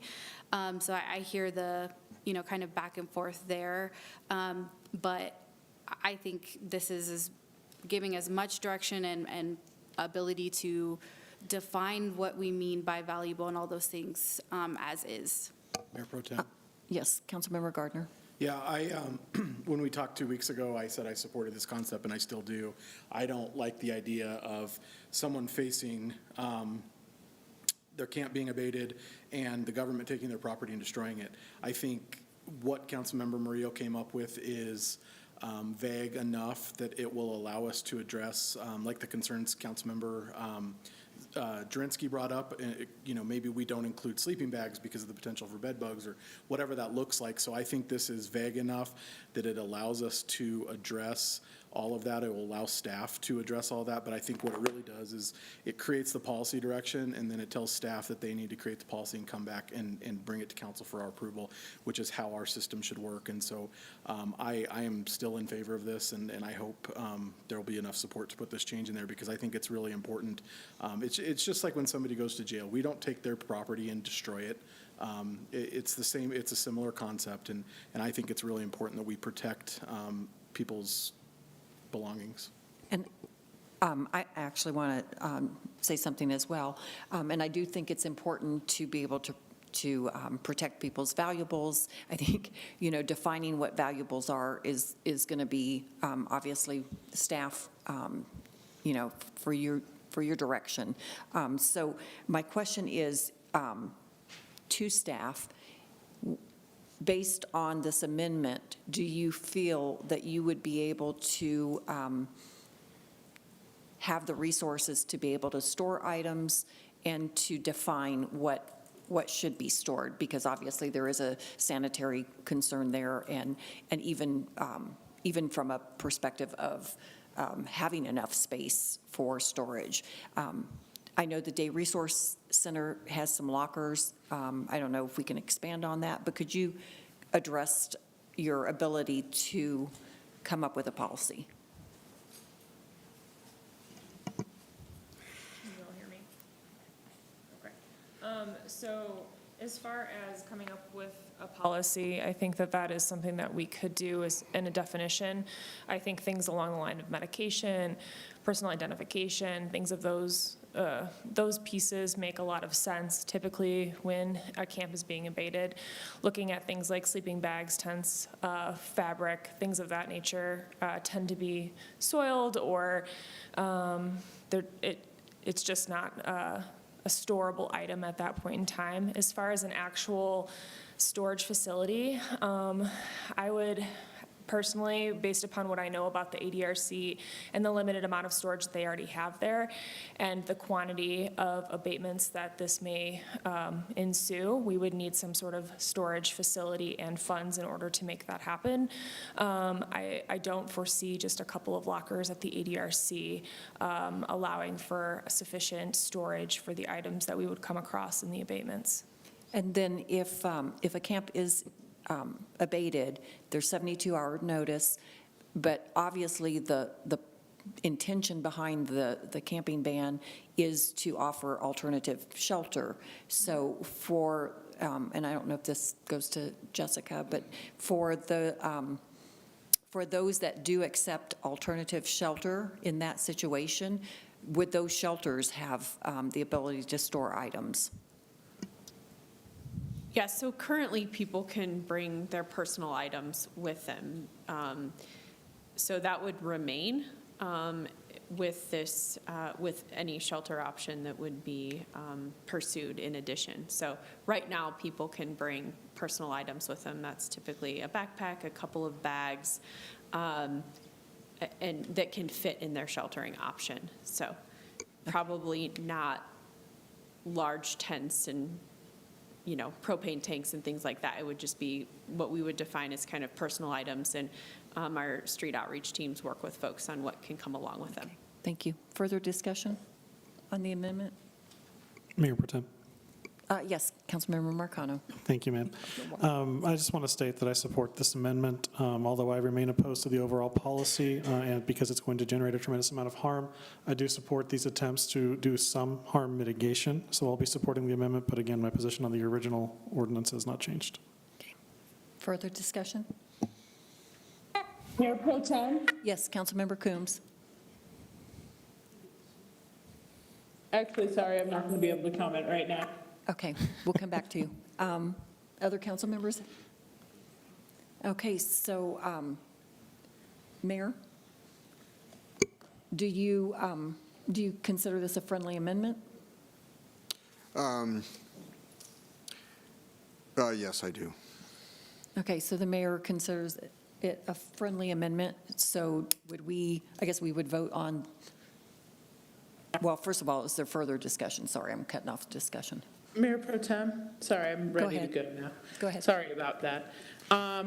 So for me, I think that it's really important that this be in ordinance, not as a resolution, to make sure that as we're looking at this policy, that we understand that along with this policy, it is necessary for us to do this to protect people's personal belongings. And so I support the amendment, and I hope others will as well.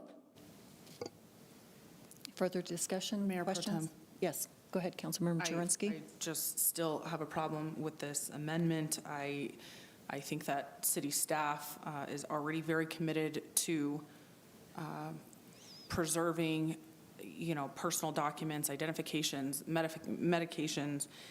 I think that, without the proper wording of what, I understand that this is vague, but they are already storing these items. And I just think that if in any way this allows bedding items of fabric, which city staff also mentioned, I think that this could very easily become an infectious control issue, and I am very much against this amendment.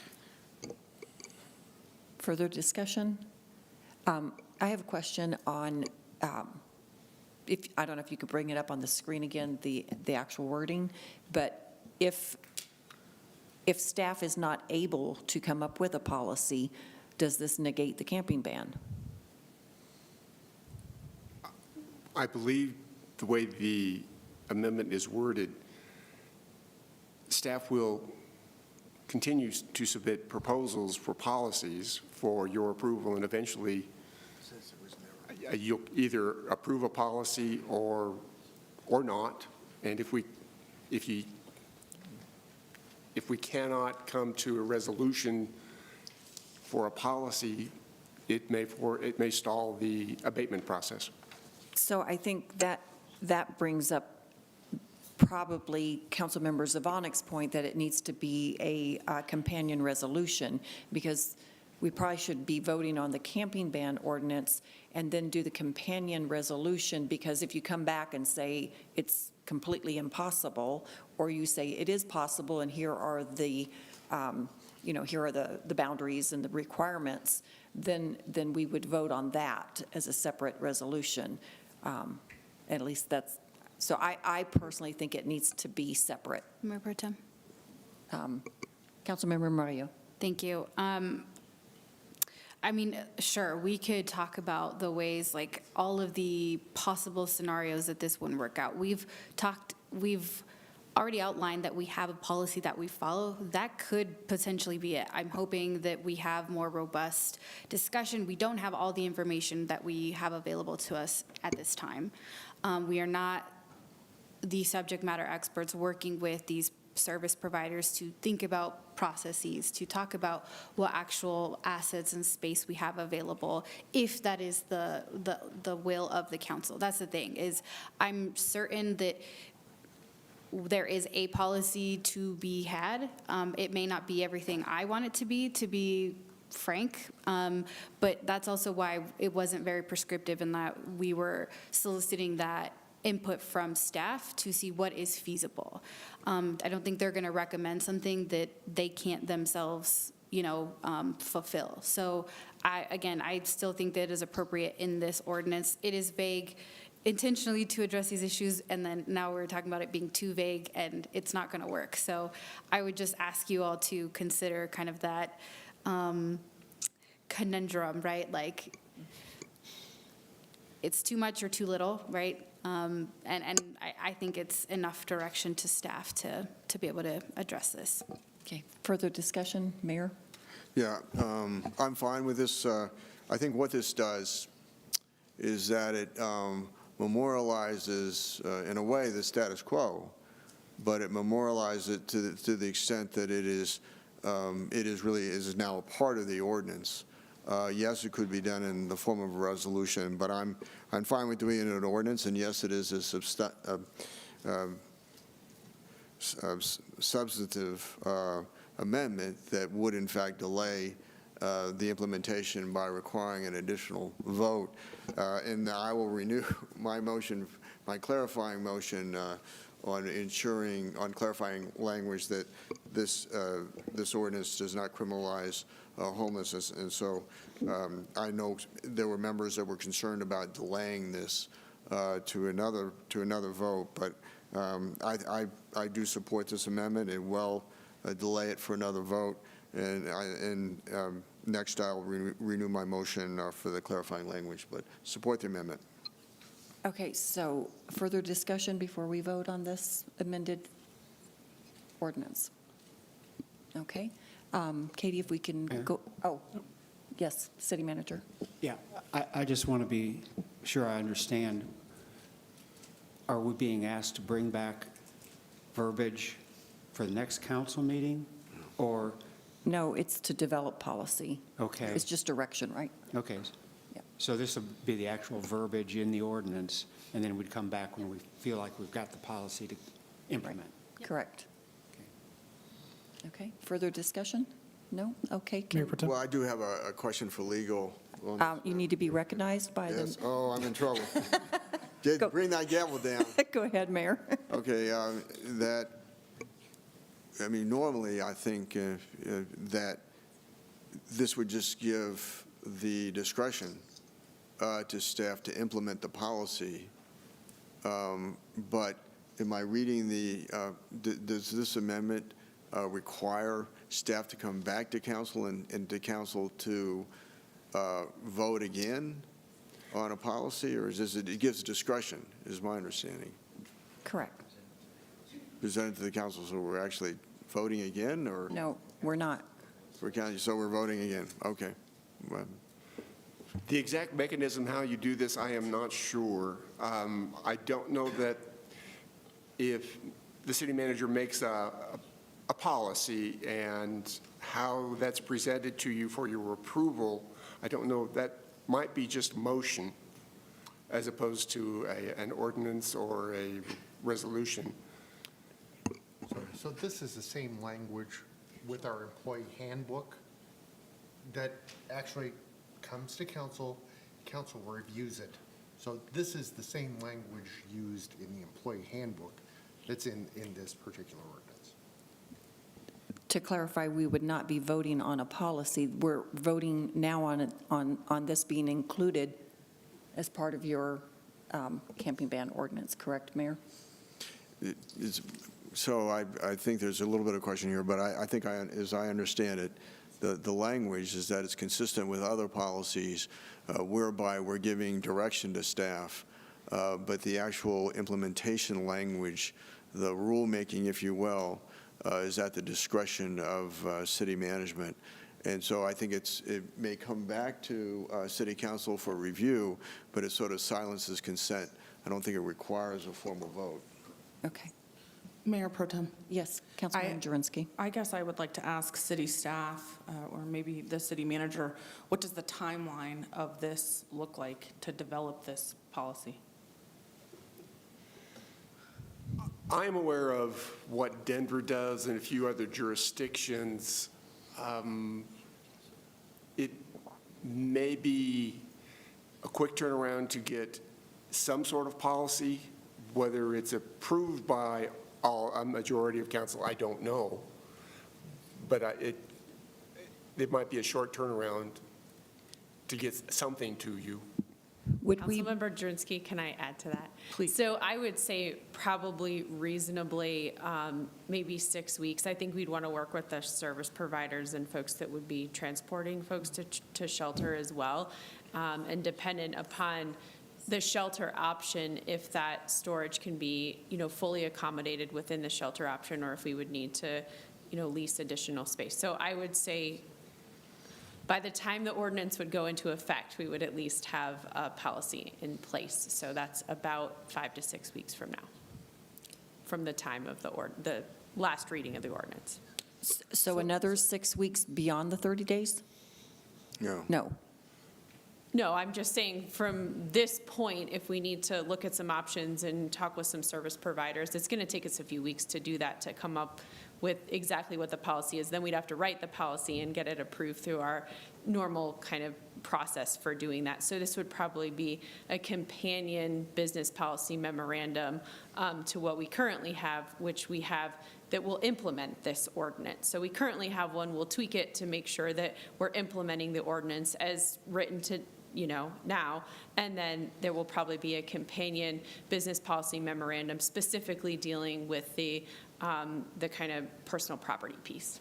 So tonight could be a final vote on this. If we accept the amendment, we're looking at another vote in 2 weeks at a council meeting, and then we have 30 days from there to make it actual law.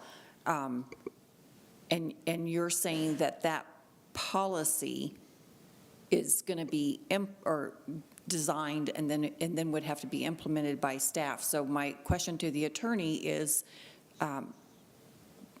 is we would not enforce the camping ban until all of that is done? No, what we have in place right now, we have a policy that we're using to abate camps. This ordinance will not be effective for 30 days after the last reading. So it will be effective 30 days. 2 weeks. It's going to be published on a Thursday after a Monday, so then it's about 6 weeks away before this ordinance becomes effective. Mayor Pro Tem. Okay. Councilmember Mayo. Yeah, I think Jessica was trying to make share an alignment of timeline, that they could be talking to service providers in this roughly 5 to 6 weeks. There would be another 2 weeks until the final reading, and then that 30 days for it to be effective. So that's essentially 5 to 6 weeks that they would have to develop something when this becomes effective. So I hope that wasn't confusing. Staff was just saying that they could come up with policies, have the conversations within the time frame that this would be effective. And Mayor Pro Tem. Councilmember Jurenski? Me? Go ahead. So looking at service providers, are we talking about taxpayer money?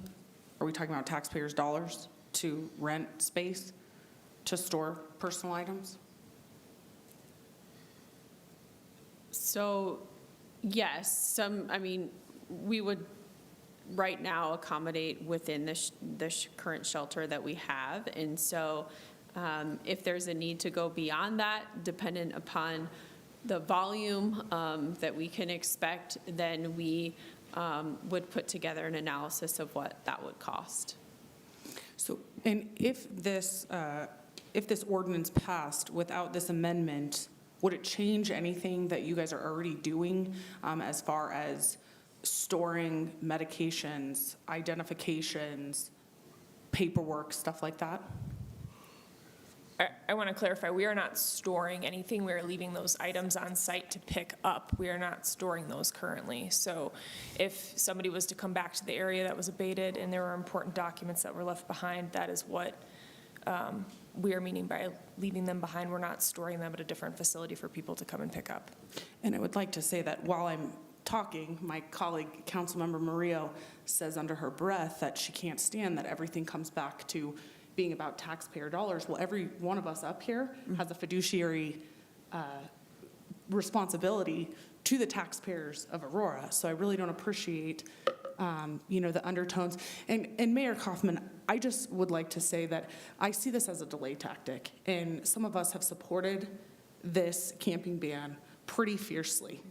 And I am a little upset that you are accepting this amendment to further delay clearly what the voters want. Councilman, or Mayor. Thank you, Mayor Pro Tem. Well, I also have an amendment that is substantive that would in fact delay it, that I would like to get on this proposal. So it was anticipated that it would take long, this process would take a little bit longer. We've lived with this for a long time. People are fed up with it. People want it to end. And so you're right, it would take 2 extra weeks before the effective date of this proposal. I think that's explainable to the residents of this city who waited so long for this policy. And so but I do have an amendment that I would like to share after the vote on this. Mayor Pro Tem. Is your amendment, it's different than the amendment you made earlier that failed? Well, but I understand that in talking to the city attorney, the fact that there wasn't a second, thank you very much, that it is not a settled question. Okay, Councilmember Murillo. Yeah, we just had a conversation about decorum and not calling council members out, and here we are. If I were to share the under-breath comments that I hear from this side of the dais, you guys would be shocked. So let's please not open that can of worms. Some pretty heinous things have been said, in my opinion. I am frustrated that we are, though, to my comments, to clarify the record, I am upset and frustrated that this is a pretty straightforward, this is pretty straightforward. It gives direction, it gives flexibility. I think folks who are very clearly opposed to it are trying every possible opportunity to make it something it's not. We've said time and time again, the mayor was okay with it. The mayor also had an amendment that would have delayed it in the first place. So to say that this is a delay tactic is uninformed and uninformed opinion. And again, there's chatter that is detracting from the essence that is, we are taking away everything that people have in this world with this ordinance.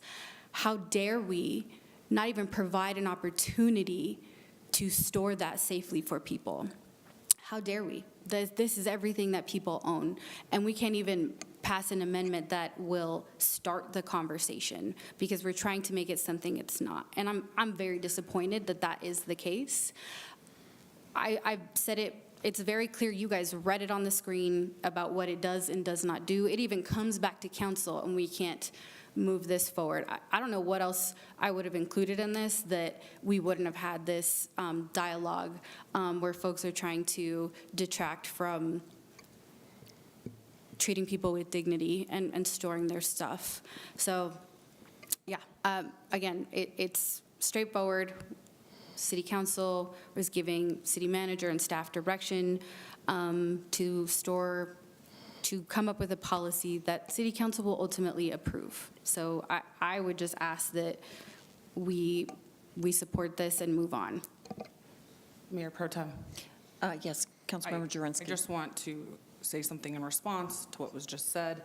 Councilmember Murillo just stated that with this ordinance, we would be taking away everything, that a homeless person has. But even without this ordinance, what's being kept right now is identifications, personal paperwork, and medications, and you haven't said anything about that, about them losing anything else without this ordinance, and that's already going on. So that's not going to start happening because of this ordinance. You haven't said anything about how they're currently being abated. Further discussion? Mayor Pro Tem. Mayor Pro Tem. Councilmember Marcano and then Councilmember Coombs. Thank you, ma'am. I do just want to point out that this entire ordinance, not just this amendment, is going to carry a pretty tremendous fiscal note. And I want to thank the folks who've come out and testified in person and those who've done so remotely. But I'm disappointed to tell you that if this passes, and I suspect it will, nothing is going to change because this is what we basically do today. We're just going to speed up the clock a little bit. And it's going to keep costing us a ton of money. And you're going to still see folks camping out on the highway. You're going to still see folks camping out near your residences because we haven't actually provided a solution. And I'll talk a little more about that when we get to the main ordinance. But like I said, this is going to carry a fiscal note to store people's stuff. I think it's the absolute least we can do if we're just going to keep shuffling them around the city until the sun burns out. And again, y'all deserve a real solution, and this is not even close to it. Councilmember Coombs, and we are speaking to the amendment. Yes, so just with respect to the amendment and what we're doing and not doing, what Jessica said is that we're leaving, or maybe it was Lana, I don't remember which, leaving people's items at the site when the camp is abated if it seems of value. That is very different from storing it and keeping it safely. I can't imagine how many people's IDs have ended up in somebody else's hands or buried in the dirt or something along those lines as a result of having a policy of setting aside on-site items during abatements. And having access to one's ID is one of the barriers that so many people face in getting housed and getting access to services when they're unhoused, as well as having a phone, right? There are these types of items that they may never get back, right? If your cell phone is left out at an abated camp, it doesn't seem very likely that you're going to get that back. So I do think that this makes a big difference between what we're currently doing. And like Councilmember Murillo says, this is the least I think we can do to treat people with some dignity in this process. And I have a question for staff. When camps are abated, do people typically carry their ID on them, or have you found IDs just left? Yeah, they can be left behind. Many times they have them in backpacks, which they do carry with them, but they've definitely been seen, along with birth certificates, social security cards, things That are left behind? Mayor Pro Tem. Yes, Councilmember Jurenski. I would just also like to point out that this isn't something, an argument has been that a homeless person would go to work in the morning, come back, and their camp's been abated. I would just like to point out that this ordinance provides a 72-hour notice that their camp would be abated. So they would have notice to get their belongings, to move, to go to a shelter, to take a motel voucher, all of the things being offered. So it's not like within an hour, all of their stuff would be abated. This ordinance includes a 72-hour notice to vacate. And I'll just say that is a good point, and maybe you could speak to that, Mayor or staff, in terms of the 72-hour notice. They have to be given that notice face-to-face, correct? That's correct. We cannot abate a camp without 72 hours notice and a shelter option. No. Except in rare, some emergency situations, like if you're blocking a fire exit, if you're camped right in front of a door that's a fire exit, we can tell you to move, but we're not going to clean your camp up. We just tell you to move. Okay. Or if you're in a flood zone and there's a flood coming, we tell you to move, but so there's some minor exceptions, but in those situations, we're not abating the camp then. We're just telling you to move because there's a danger. Okay, but so as far as personal items, they would know that they should keep their personal items in their backpack on them if they have 72-hour notice? They get the 72 hours notice. What they choose to do is what they decide to do. Okay, and I just want to point out that if no amendments happen with this ordinance, it would be effective April 16th. If the amendment goes forward, then it would be April 30th. Further discussion? Mayor Pro Tem, can I just ask the Councilmember city Lawson. staff a question? So the question I have for you is, so I know that we have a MOU with the CDOT. So that's for the CDOT, for the corridor for 225, when we see these camps along 225.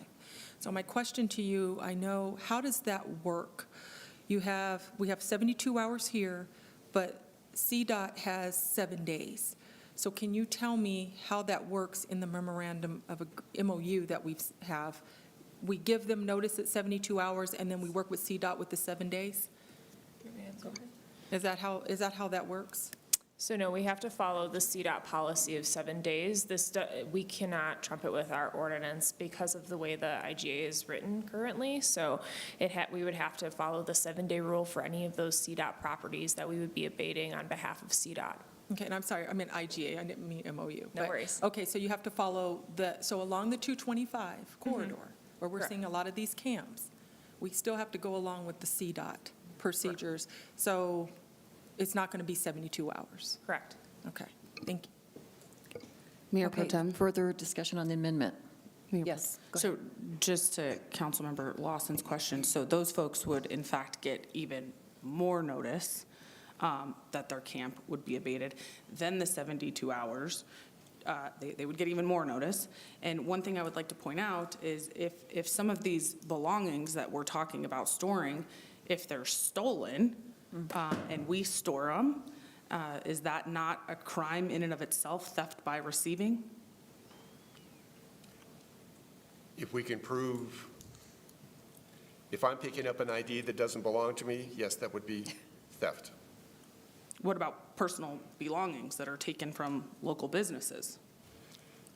Then there's a problem of how, if I'm, say, monitoring the storage facility, and it's all unattended property, like a sleeping bag, whatever it might be, clothes with no identification, I don't know who that belongs to, so just about anybody could claim that. So maybe my question's rhetorical, but then why would we store it? Because that's what council would want. Thank you. Mayor Pro Tem, Yes. motion to close debate on the amendment. There's a motion to close debate. Is there a second? Second. Okay, there's a second. So call for the question on closing debate.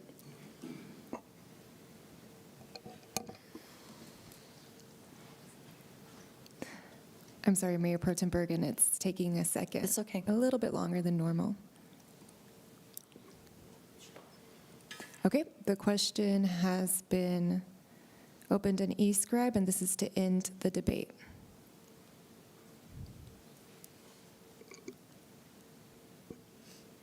Mayor Kaufman, how would you like to vote?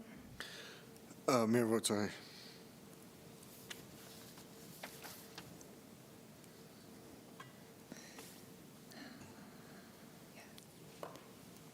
The motion passes with 9 yes votes, 2 no votes to end the debate. No from Councilmember Marcano and Coombs. Okay, so we are now going to vote on the amended ordinance.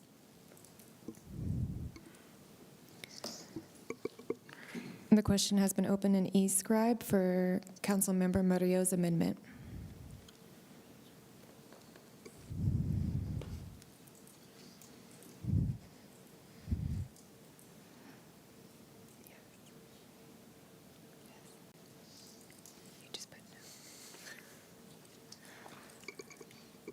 The motion passes with 6 votes to include this amendment into the ordinance, with the no votes being Councilmember Zovanik, Mayor Pro Tem Bergen, Councilmember Drinsky, and Councilmember Sundberg.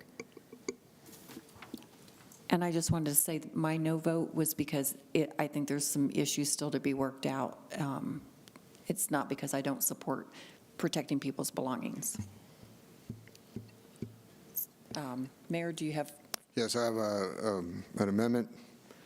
I would renew my motion to amend Section 94-122, subparagraph 4 of the proposed unauthorized camping ordinance to include the following language. Quote, "No person shall be issued a summons and complaint for violating this section," unquote. Is there a second? Do we need a second, point of order, Mayor Pro Tem? Do we We need a need- if- second for conversation? Because I'd like to know more of why the mayor is bringing it Yeah, forward. I think we need a So if that's the second. case, I'll second it because I'd like to hear more of what the mayor. So we've already voted on this before, and there was no second, which is why it failed. So we do need a second to continue conversation. So I'll second it to continue Okay, conversation. so we have a second from Councilmember Zovanik. Mayor Pro Tem. Mayor. If I can go to Mr. Joyce, to discuss the intent of this clarifying language. The mayor's amendment clarifies that no person that is violating, that is in an unauthorized camp, they're not going to be convicted. They're not going to be issued a summons and complaint. They're not going to go to court. They're not going to have a bench warrant out for the arrest because they failed to appear in court. But what it does is gives the city the authority that if you're in an unauthorized camp, we can order you to move, and if you don't move, then we can issue, you'd be trespassing at that point. I have a question. So there's no enforcement? Of the unauthorized, no, there is enforcement. Just you will not be charged with the unlawful being in an unauthorized camp. If you fail to move, that could be a trespass.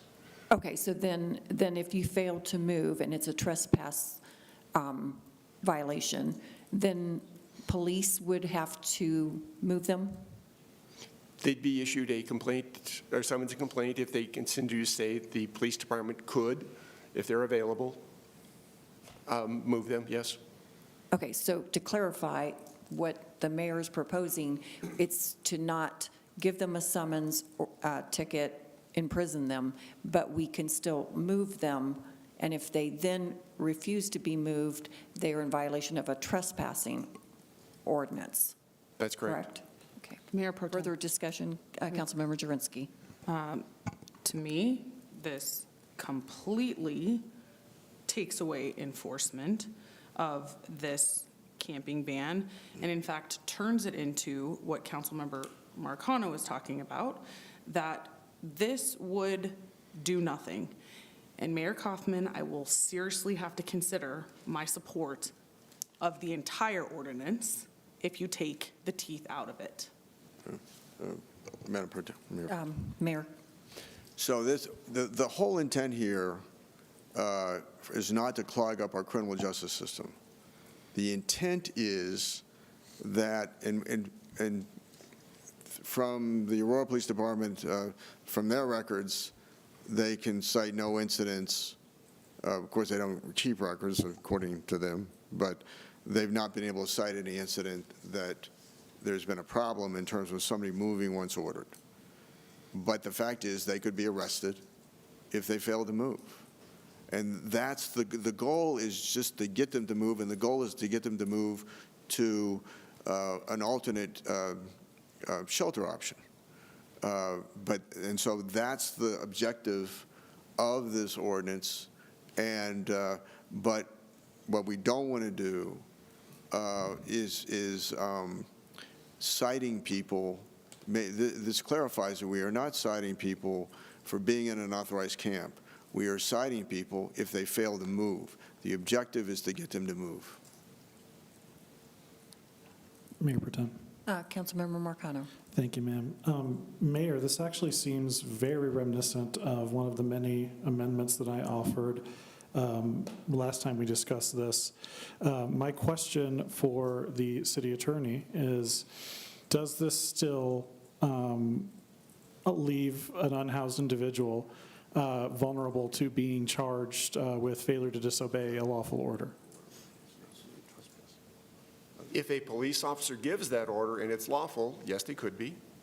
Okay, because that's what I thought, and I just wanted clarification from you, because I do want to state that while APD was unable or just doesn't have the data for how many unhoused individuals, might end up getting charged for that. I did get information from the Public Defender's Office that we have hundreds of individuals who have experienced homelessness that have been charged with trespassing. So the ordinance, even with the mayor's change, will still criminalize homelessness in this fashion. It'll actually enshrine that. It'll institutionalize it in the ordinance. So we are going to be basically utilizing city resources and potentially county resources to the tune of, what was it that Sheriff Brown said, about $138 a day. We could just be providing housing for these people instead and working with the county to do so. Mayor. That's really, I think the current situation is we abate encampments. The differences with this ordinance is that unauthorized camping is unauthorized camping, and it doesn't have to rise to a level of being a threat to public safety or a threat to public health to be abated. And so currently, if an encampment's being abated, first of all, the city does not have to offer an alternative shelter option. But if somebody fails to move, under current law, they could be arrested. Okay.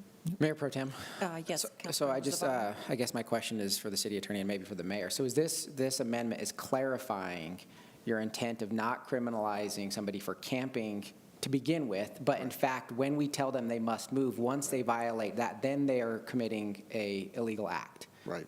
Okay. Thank you for Which that. is the original intent of the Right. camping ban. Thank you for the clarification. Clarifies it. Very Yep. good. Further discussion on this amendment?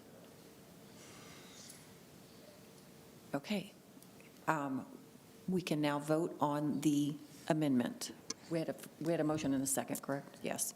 Yes, the question has been open in eScribe to approve the ordinance 2022-12.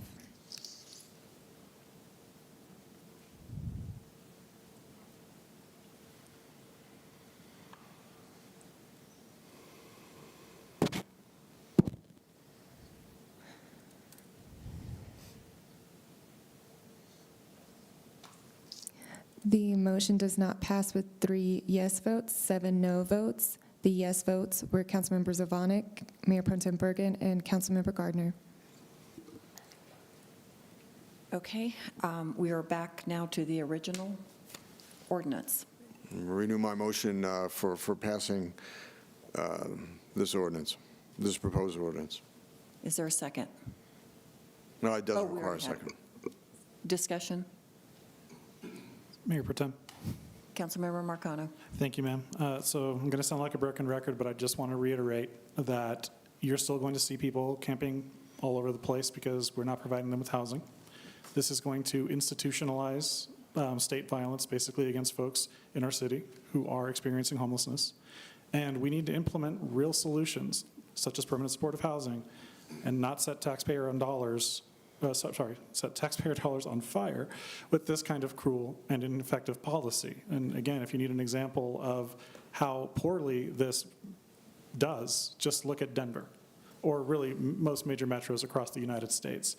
So I'm going to once again move to table this indefinitely, and I would invite my colleagues to join us on a fact-finding mission to Houston, Texas, and to San Antonio, so that we can actually see how permanent supportive housing has cut their homeless population in Houston over 55% over the last decade, and how San Antonio has actually brought forward a safe outdoor camping space that is truly helping transition folks out of homelessness and into shelter. Because I think that all of our constituents expect real solutions from us. I think y'all know this is not a real solution. This is just kicking the can. This is going to just waste money. So let's actually deliver some results for our people. Is there a second to table the motion, or to table the ordinance? Second. Okay, we have a motion and a second. Discussion on tabling. I want to say something because I don't think we should table it. We have had this conversation for a long, long time, and we have residents, I think polling shows about 75+ percentage of people want a camping ban. And I just want to say that, you know, when you say it's not a solution, of course, it's not a total solution. It is a step in the right direction to address, you know, the businesses and the residents that do have concerns about safety and sanitary conditions. And our city has spent tens of millions of dollars on homelessness from different resources, whether it be for emergency services or for shelters. And I have actually requested that information from Jessica. So I couldn't even, you know, keep up with my calculator because I think I was hitting $50–60 million, and I don't think I was even done adding ARPA funds at that point. So a lot of money has gone into it. We can argue about whether those were the right decisions, where the money went, but I think this is a first step that says we need to have alternative solutions, and that's what the ordinance does. No camps can be abated unless there's an alternative solution. I do want to say that, probably we'll have to read this, but a lot of cities in the United States are changing their policies from what they had in the past. In fact, they're removing encampments, and they're enacting policies that normally they would have never thought of and never had wanted to do in the past.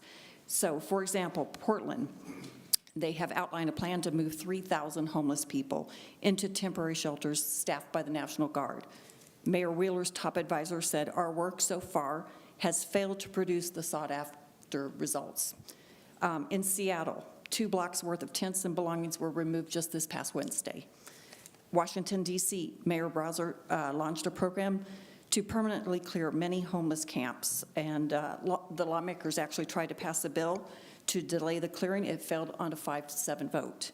Los Angeles, City Council used laws to ban camping, and they're actually drafting a ballot measure to prohibit people from sleeping outdoors in public if they have turned down shelter. San Francisco, Mayor Loudon Breed declared a state of emergency to clear camps and combat drug dealing, overdose deaths, and homelessness that thrives in the encampments.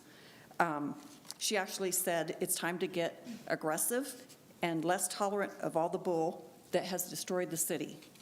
Austin, Texas, Last year, voters reinstated a ban that penalizes campers and prohibits panhandling.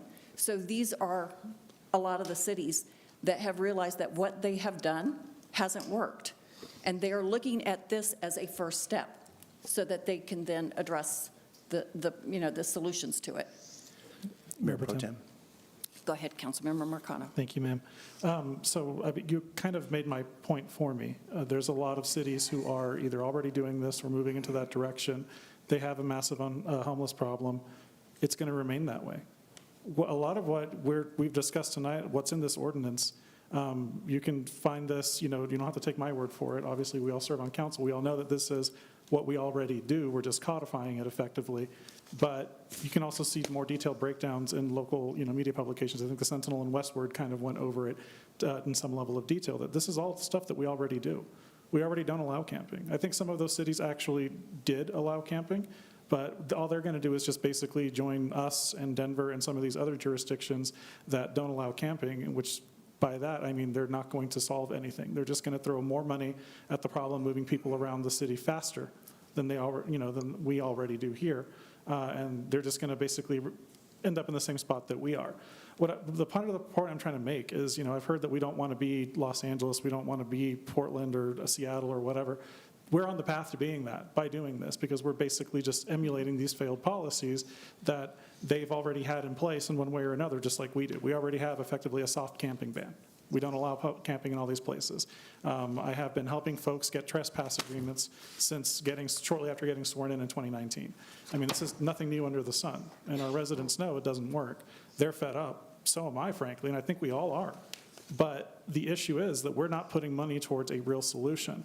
We have had a patchwork of services, and that's part of why I want us to go to Houston, because they also had a patchwork of services just like we did, and they failed to address the problem until they consolidated all of that, built real relationships with Harris County, Katy, Pearland, if I'm not mistaken, or Pasadena, rather, and actually started investing in permanent supportive housing at a large scale, and that's how they actually got these folks off the street. In fact, they were on if you can look at the unhoused population, they have a great graph in the Houston Chronicle, actually, or rather, Rice University put it together, and it looks like a ski slope until you get to 2017, which is, guess what they did? They implemented a camping ban, and it actually interrupted the ability of their service providers to connect these people with those resources and get them off the streets. So Houston went from having a homeless population that looked like this to now a little jigsaw. And that's where they've been since. So I want us to go learn from them what worked for them, how they got on that ski slope, because I want us to be on that ski slope, but I don't want us to stop until we get to zero. I appreciate that. But what I just stated with all the cities, they're actually reversing their policies to enact camping bans, because the policies that they had placed in place without camping bans were creating tent cities in horrible, horrible conditions. And people are fleeing those cities in droves, moving to Colorado, in fact, because they don't like the conditions that they're seeing in their streets. So, I mean, those are the facts. That was recently researched, that they are now doing the camping bans. And they're doing those so that they can then move forward with the alternative solutions. And I'm against the tabling. I'm supporting the camping ban. Mayor? Well, this is not Denver's camping ban. Denver has qualifications, that thresholds you have to meet in order to be abated. This does not, other than this time window. I will have a follow-on proposal to this that will set a direction for the city that would be comprehensive. And with that, the motion to call for the question. Is there a second? Second. Sorry, point of order. Councilmember Gardner seconded. So we have a motion. Oh, sorry, we're on the motion to table, sorry. No, the motion to table, call for the question. Okay, so we are, there's a call to the question to tape on the motion to table, and we had a second. So could we go ahead and bring that up, Katie?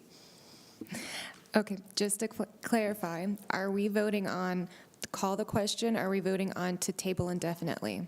We're voting on call for the question on the tabling. So we're basically saying we want to vote for the tabling by a yes vote, and a no vote says we are not we're not closing debate.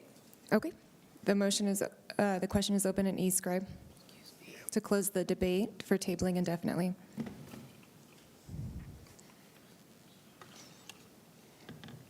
Mayor, how would you like to vote? Mayor votes yes.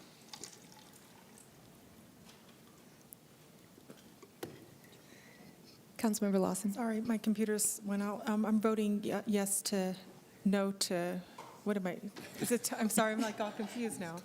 Yes is to, table? On the table. Oh, to table it. No, we're not sorry. tabling yes. You're voting yes to close the debate and to. Oh, yes, I'm sorry. Okay, the motion passes with 9 yes votes, 2 no votes from Councilmember Marcano and Councilmember Coombs. Okay, thank you. Now we need to vote on the tabling. Okay, yeah, that's correct.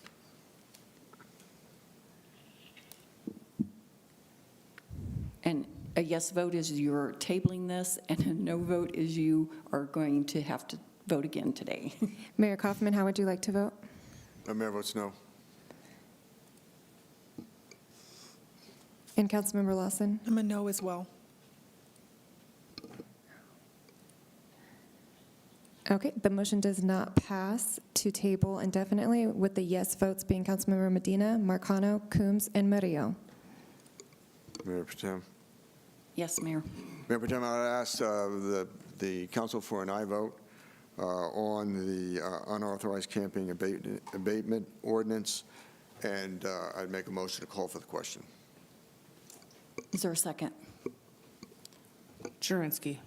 We have a second by Councilmember Jurenski, and we are voting on the motion, the original motion as amended.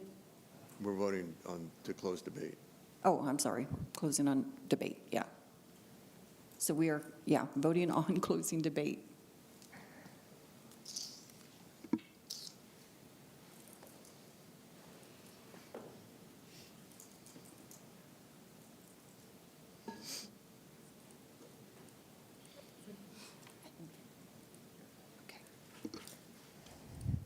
Okay. The question is now open and e-scribe for voting to end the debate. Mayor Kaufman, how would you like to vote? Mayor votes yes. The motion passes with 7 votes, 4 no votes from Councilmember Medina, Marcano, Coombs, and Murillo to end the debate. Okay, now we are voting on the amended ordinance. And we do have a motion from Mayor Kaufman and a second from Councilmember Zvonek to approve the ordinance with the approved amendment from Councilmember Murillo. Thank you. The question is now open and e-scribe for voting.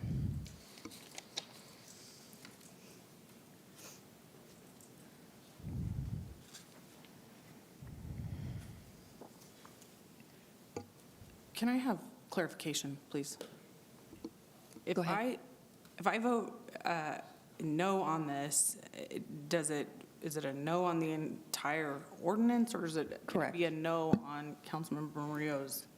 So it would be a no on the entire ordinance, since we did a vote already on Councilmember Murillo's amendment, and it passed. But a yes vote, you're still supporting the camping ban. A no vote, you're no longer supporting the camping ban. That's correct. So if you vote yes, then you're voting yes for the entire ordinance. If you're voting no, then you're voting no for the entire ordinance.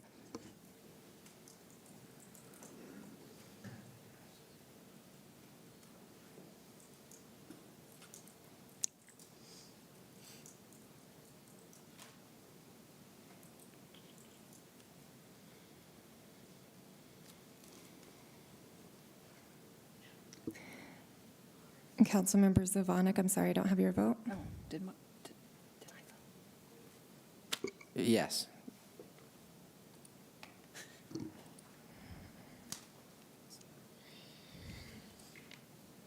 Mayor Kaufman, there is a tie. Mayor votes yes. The motion passes with 6 yes votes, 5 no votes, with the noes being Councilmember Medina, Marcano, Coombs, Lawson, and Murillo, and ordinance 2022-12 passes. Number 19A, consideration to appoint, what's it? Oh, yes. Number 19A, consideration to appoint one member to the Human Relations Commission. Mayor, Councilmember Coombs. move to appoint Nicole Hodges to the Human Relations Commission. Second. It's been seconded by Mayor Pro Tem. Discussion? Seeing no further discussion, call for the question on 19A. The question has been opened and e-scribed for voting. Mayor Kaufman, how would you like to vote? Mayor votes yes. The motion passes unanimously to approve item 19A. Number 20A, report by the mayor. The mayor has no report. 20B, report by the council. Councilmember Lawson. Okay, thank you, Mayor. I just have one report for the Pfizer Committee. Representative Crow and Senator Hickenlooper included our request to fund safe outdoor spaces in the 2022 federal appropriations omnibus bill. That request was for $1.35 million and was made through the congressionally directed spending CDS process. Staff will provide further information on the timing of that funding and its specific use in the coming weeks. The Pfizer Committee met on March 11th. Staff will be sending via email positions by the committee, which you should have received those in your email today. If council has any questions or concerns on bill positions, please reach out to DCM Beningas. And that's all I have, Mayor. Thank you, Councilmember Lawson. Councilmember Gardner. Thank you, Mayor. This Saturday, along with Denver Councilwoman Amanda Sawyer, Raw Tools, a Colorado Springs-based nonprofit, and the Denver Broncos, I'll be co-hosting a gun buyback event at Mile High Stadium. That event runs from 10 to 1, so folks in the community can come anonymously turn in their weapons. And this is really an opportunity for folks who can't properly store their guns. They keep them in their car in their home to turn those in that they don't want, because most often the data that we're seeing says that those guns are what are stolen and ultimately used in crime. And so I'm really looking to be able to get some of those guns off the street. So again, that's this Saturday from 10 to 1 at Mile High Stadium with Denver Councilmember Amanda Sawyer, Raw Tools, and the Denver Broncos.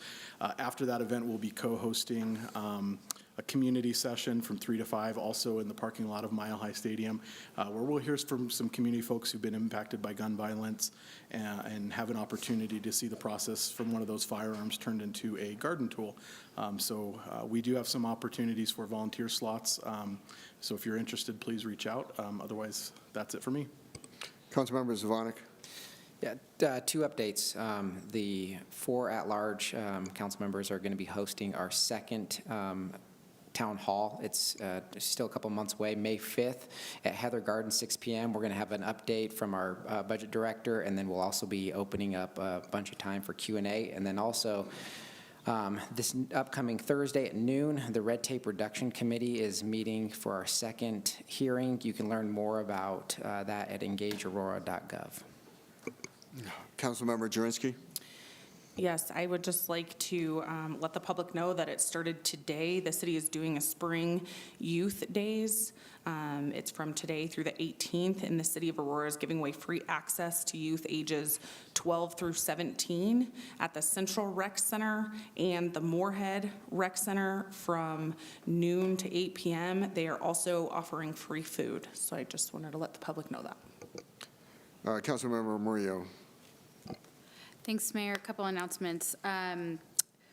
My town hall, will be next Thursday, March 24th, at 6 p.m. We'll be at the MLK Library this month, and we'll be joined by our city manager, so he'll give us some updates on city business. So I hope you can make it out to listen to the CEO of our city. And then my next announcement is I just wanted to just a shout out to our city staff. I had the rare opportunity to have some time off from my day job and transitioning to a new one. But I took the opportunity to kind of reorient myself to city business. A lot has changed since I was first elected 4 years ago, and I felt like there was no better opportunity than to, tour our city facilities, get a, better sense of different pieces of infrastructure, different departments, and was just thankful for the opportunity to reintroduce myself, reorient myself to all things City of Aurora. And as you know, these conversations on the dais can be really tough, emotionally draining, exhausting at times. But I'll tell you, it was just really reinvigorating to just see, everyday people just doing their job. And, everyone was super helpful, informative, and friendly and all that good stuff. But just seeing the way that our city is run and all of the work that we as council members don't get to see as often, just from the dais and not working for a department per se, was really, I think, the pep in my step that I needed. So I just wanted to thank our city manager for setting that up and really our city staff for all that you do. Thank you. Councilmember Sundberg. Mayor, thank you. This Wednesday at 6:30 p.m., Central Rec Center Town Hall, and people driving like crazy through neighborhoods with traffic calming as the topic. And in May, we've got a Let's Get Ready to Rumble panel discussion on the controversial topic of metro districts. Don't miss out. Councilmember Medina. Thank you, Mayor. Yeah, my town hall will be Wednesday, April 6th at the Active Adult Center at 6:30. That's all I've got. Councilmember McConnell. Thank you, Mayor. Okay, yeah, this thing's on. Our next Ward 4 meeting is going to be on Thursday, April 14th at 6:30 p.m. at Colorado Early Colleges. We should have our hybrid technology in place by then, so you will be able to join us both online and in person.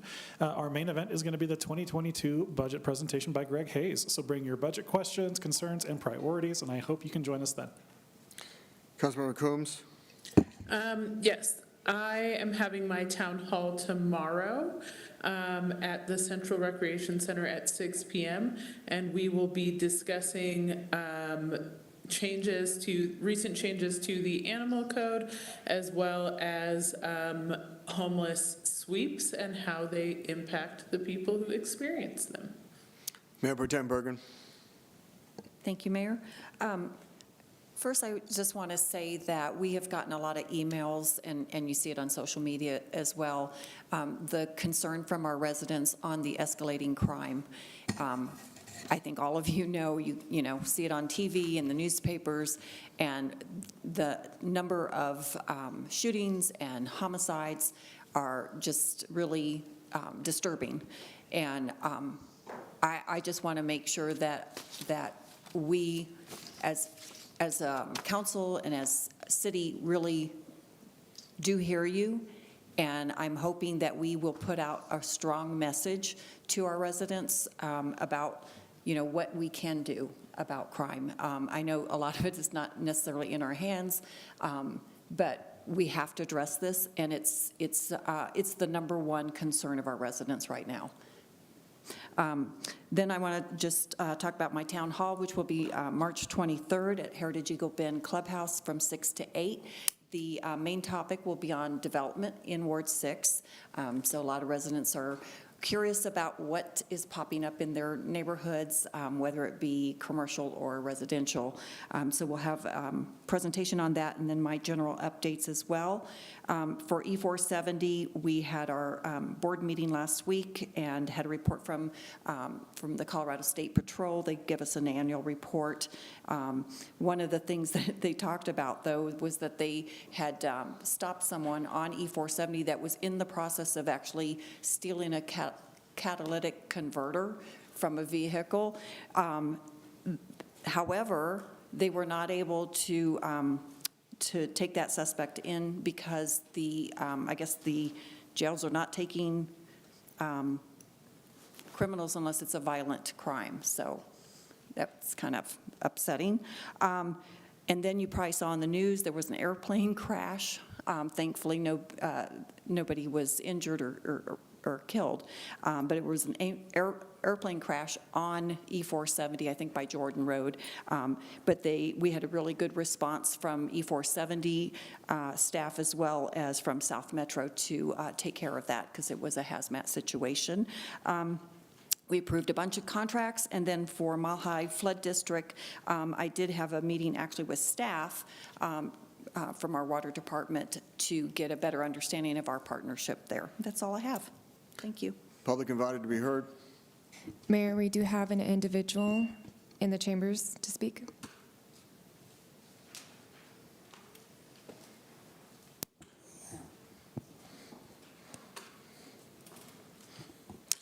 I'm exhausted. Mayor Kaufman, I hope your gavel is ready, because this is probably the final public invited to be heard at the end of a meeting, since that has been eliminated tonight. I'd encourage you to give me at least an extra 45 minutes beyond the 3 minutes, both because this is the last time and also because other members who spoke on issues that you and your caucus were in favor of were given 45 seconds to a minute longer than anybody else tonight. You, as a council, have made decisions tonight that are extremely far-reaching, that are really massive changes to the way that our city works. And over this process, the only person who I have heard genuinely asking, what do we do next? How do we accommodate for these changes? Has been Councilmember Murillo. With her amendment to make sure that people had access to storage when their camps were abated. It was the only focus on how the logistics of all of these changes that you have made have worked. You haven't thought about what happens when people who come to speak at Public Invited to be Heard, who come all the way here and are the 11th person to speak to be in the line.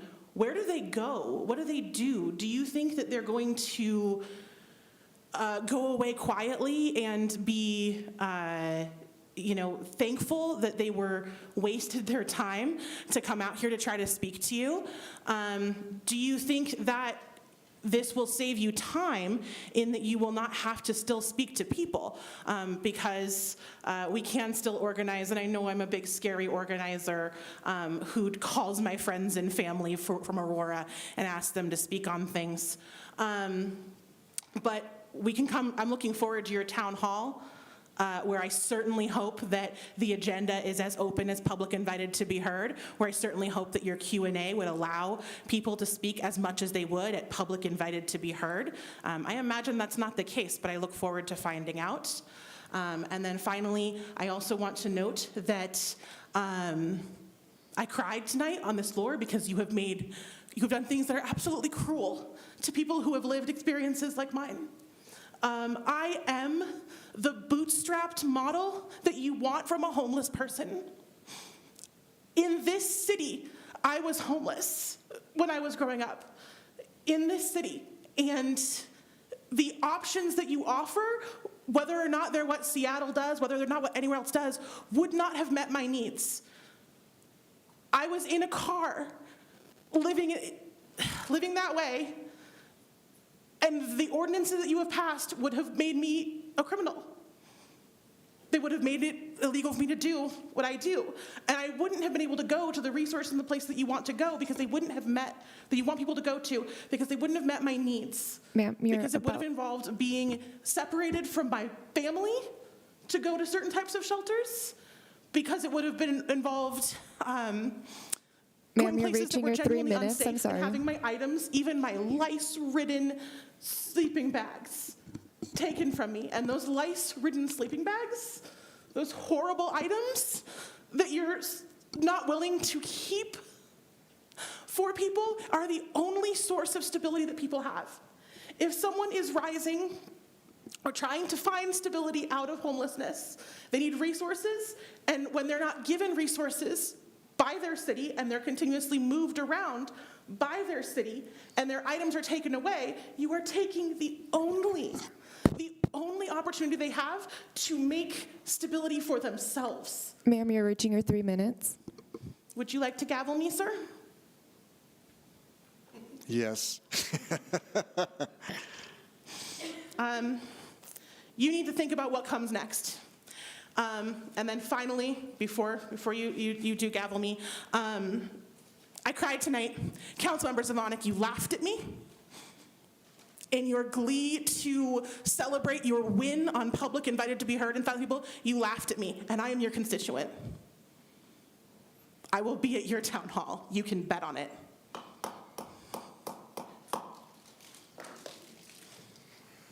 Mayor, we do have one more person on the call-in line. Really? Judy, you have 3 minutes. Go ahead. Yeah, I just wanted to take a moment to thank Councilmember Jurinski for the time she's taken to come to some of the police briefings and to talk with officers in general about what we need and what we'd like to see come to the police department. That has resulted in us obtaining some much-needed equipment. And not only that, it's boosted morale significantly. And also, Councilmember Zvonek and Councilmember Sundberg, we've seen you at briefings also, and that's been awesome. Councilmember Jurinski, we know you have a busy schedule, and the fact that you've taken the time to check in with us, with the rank and file at the police department, that means a great deal to us. You have a great deal of support at the police department. And not only that, I'm out there dealing with the general public every day, and I hear from people every single day, and you have a great deal of support from the people in the general public as well. So I just wanted to pass that on, and you are greatly appreciated out there, so I just wanted to pass that on to you. Thank you. That's all I have to say today. Is there further public invited to be heard? No, Mayor. We are adjourned.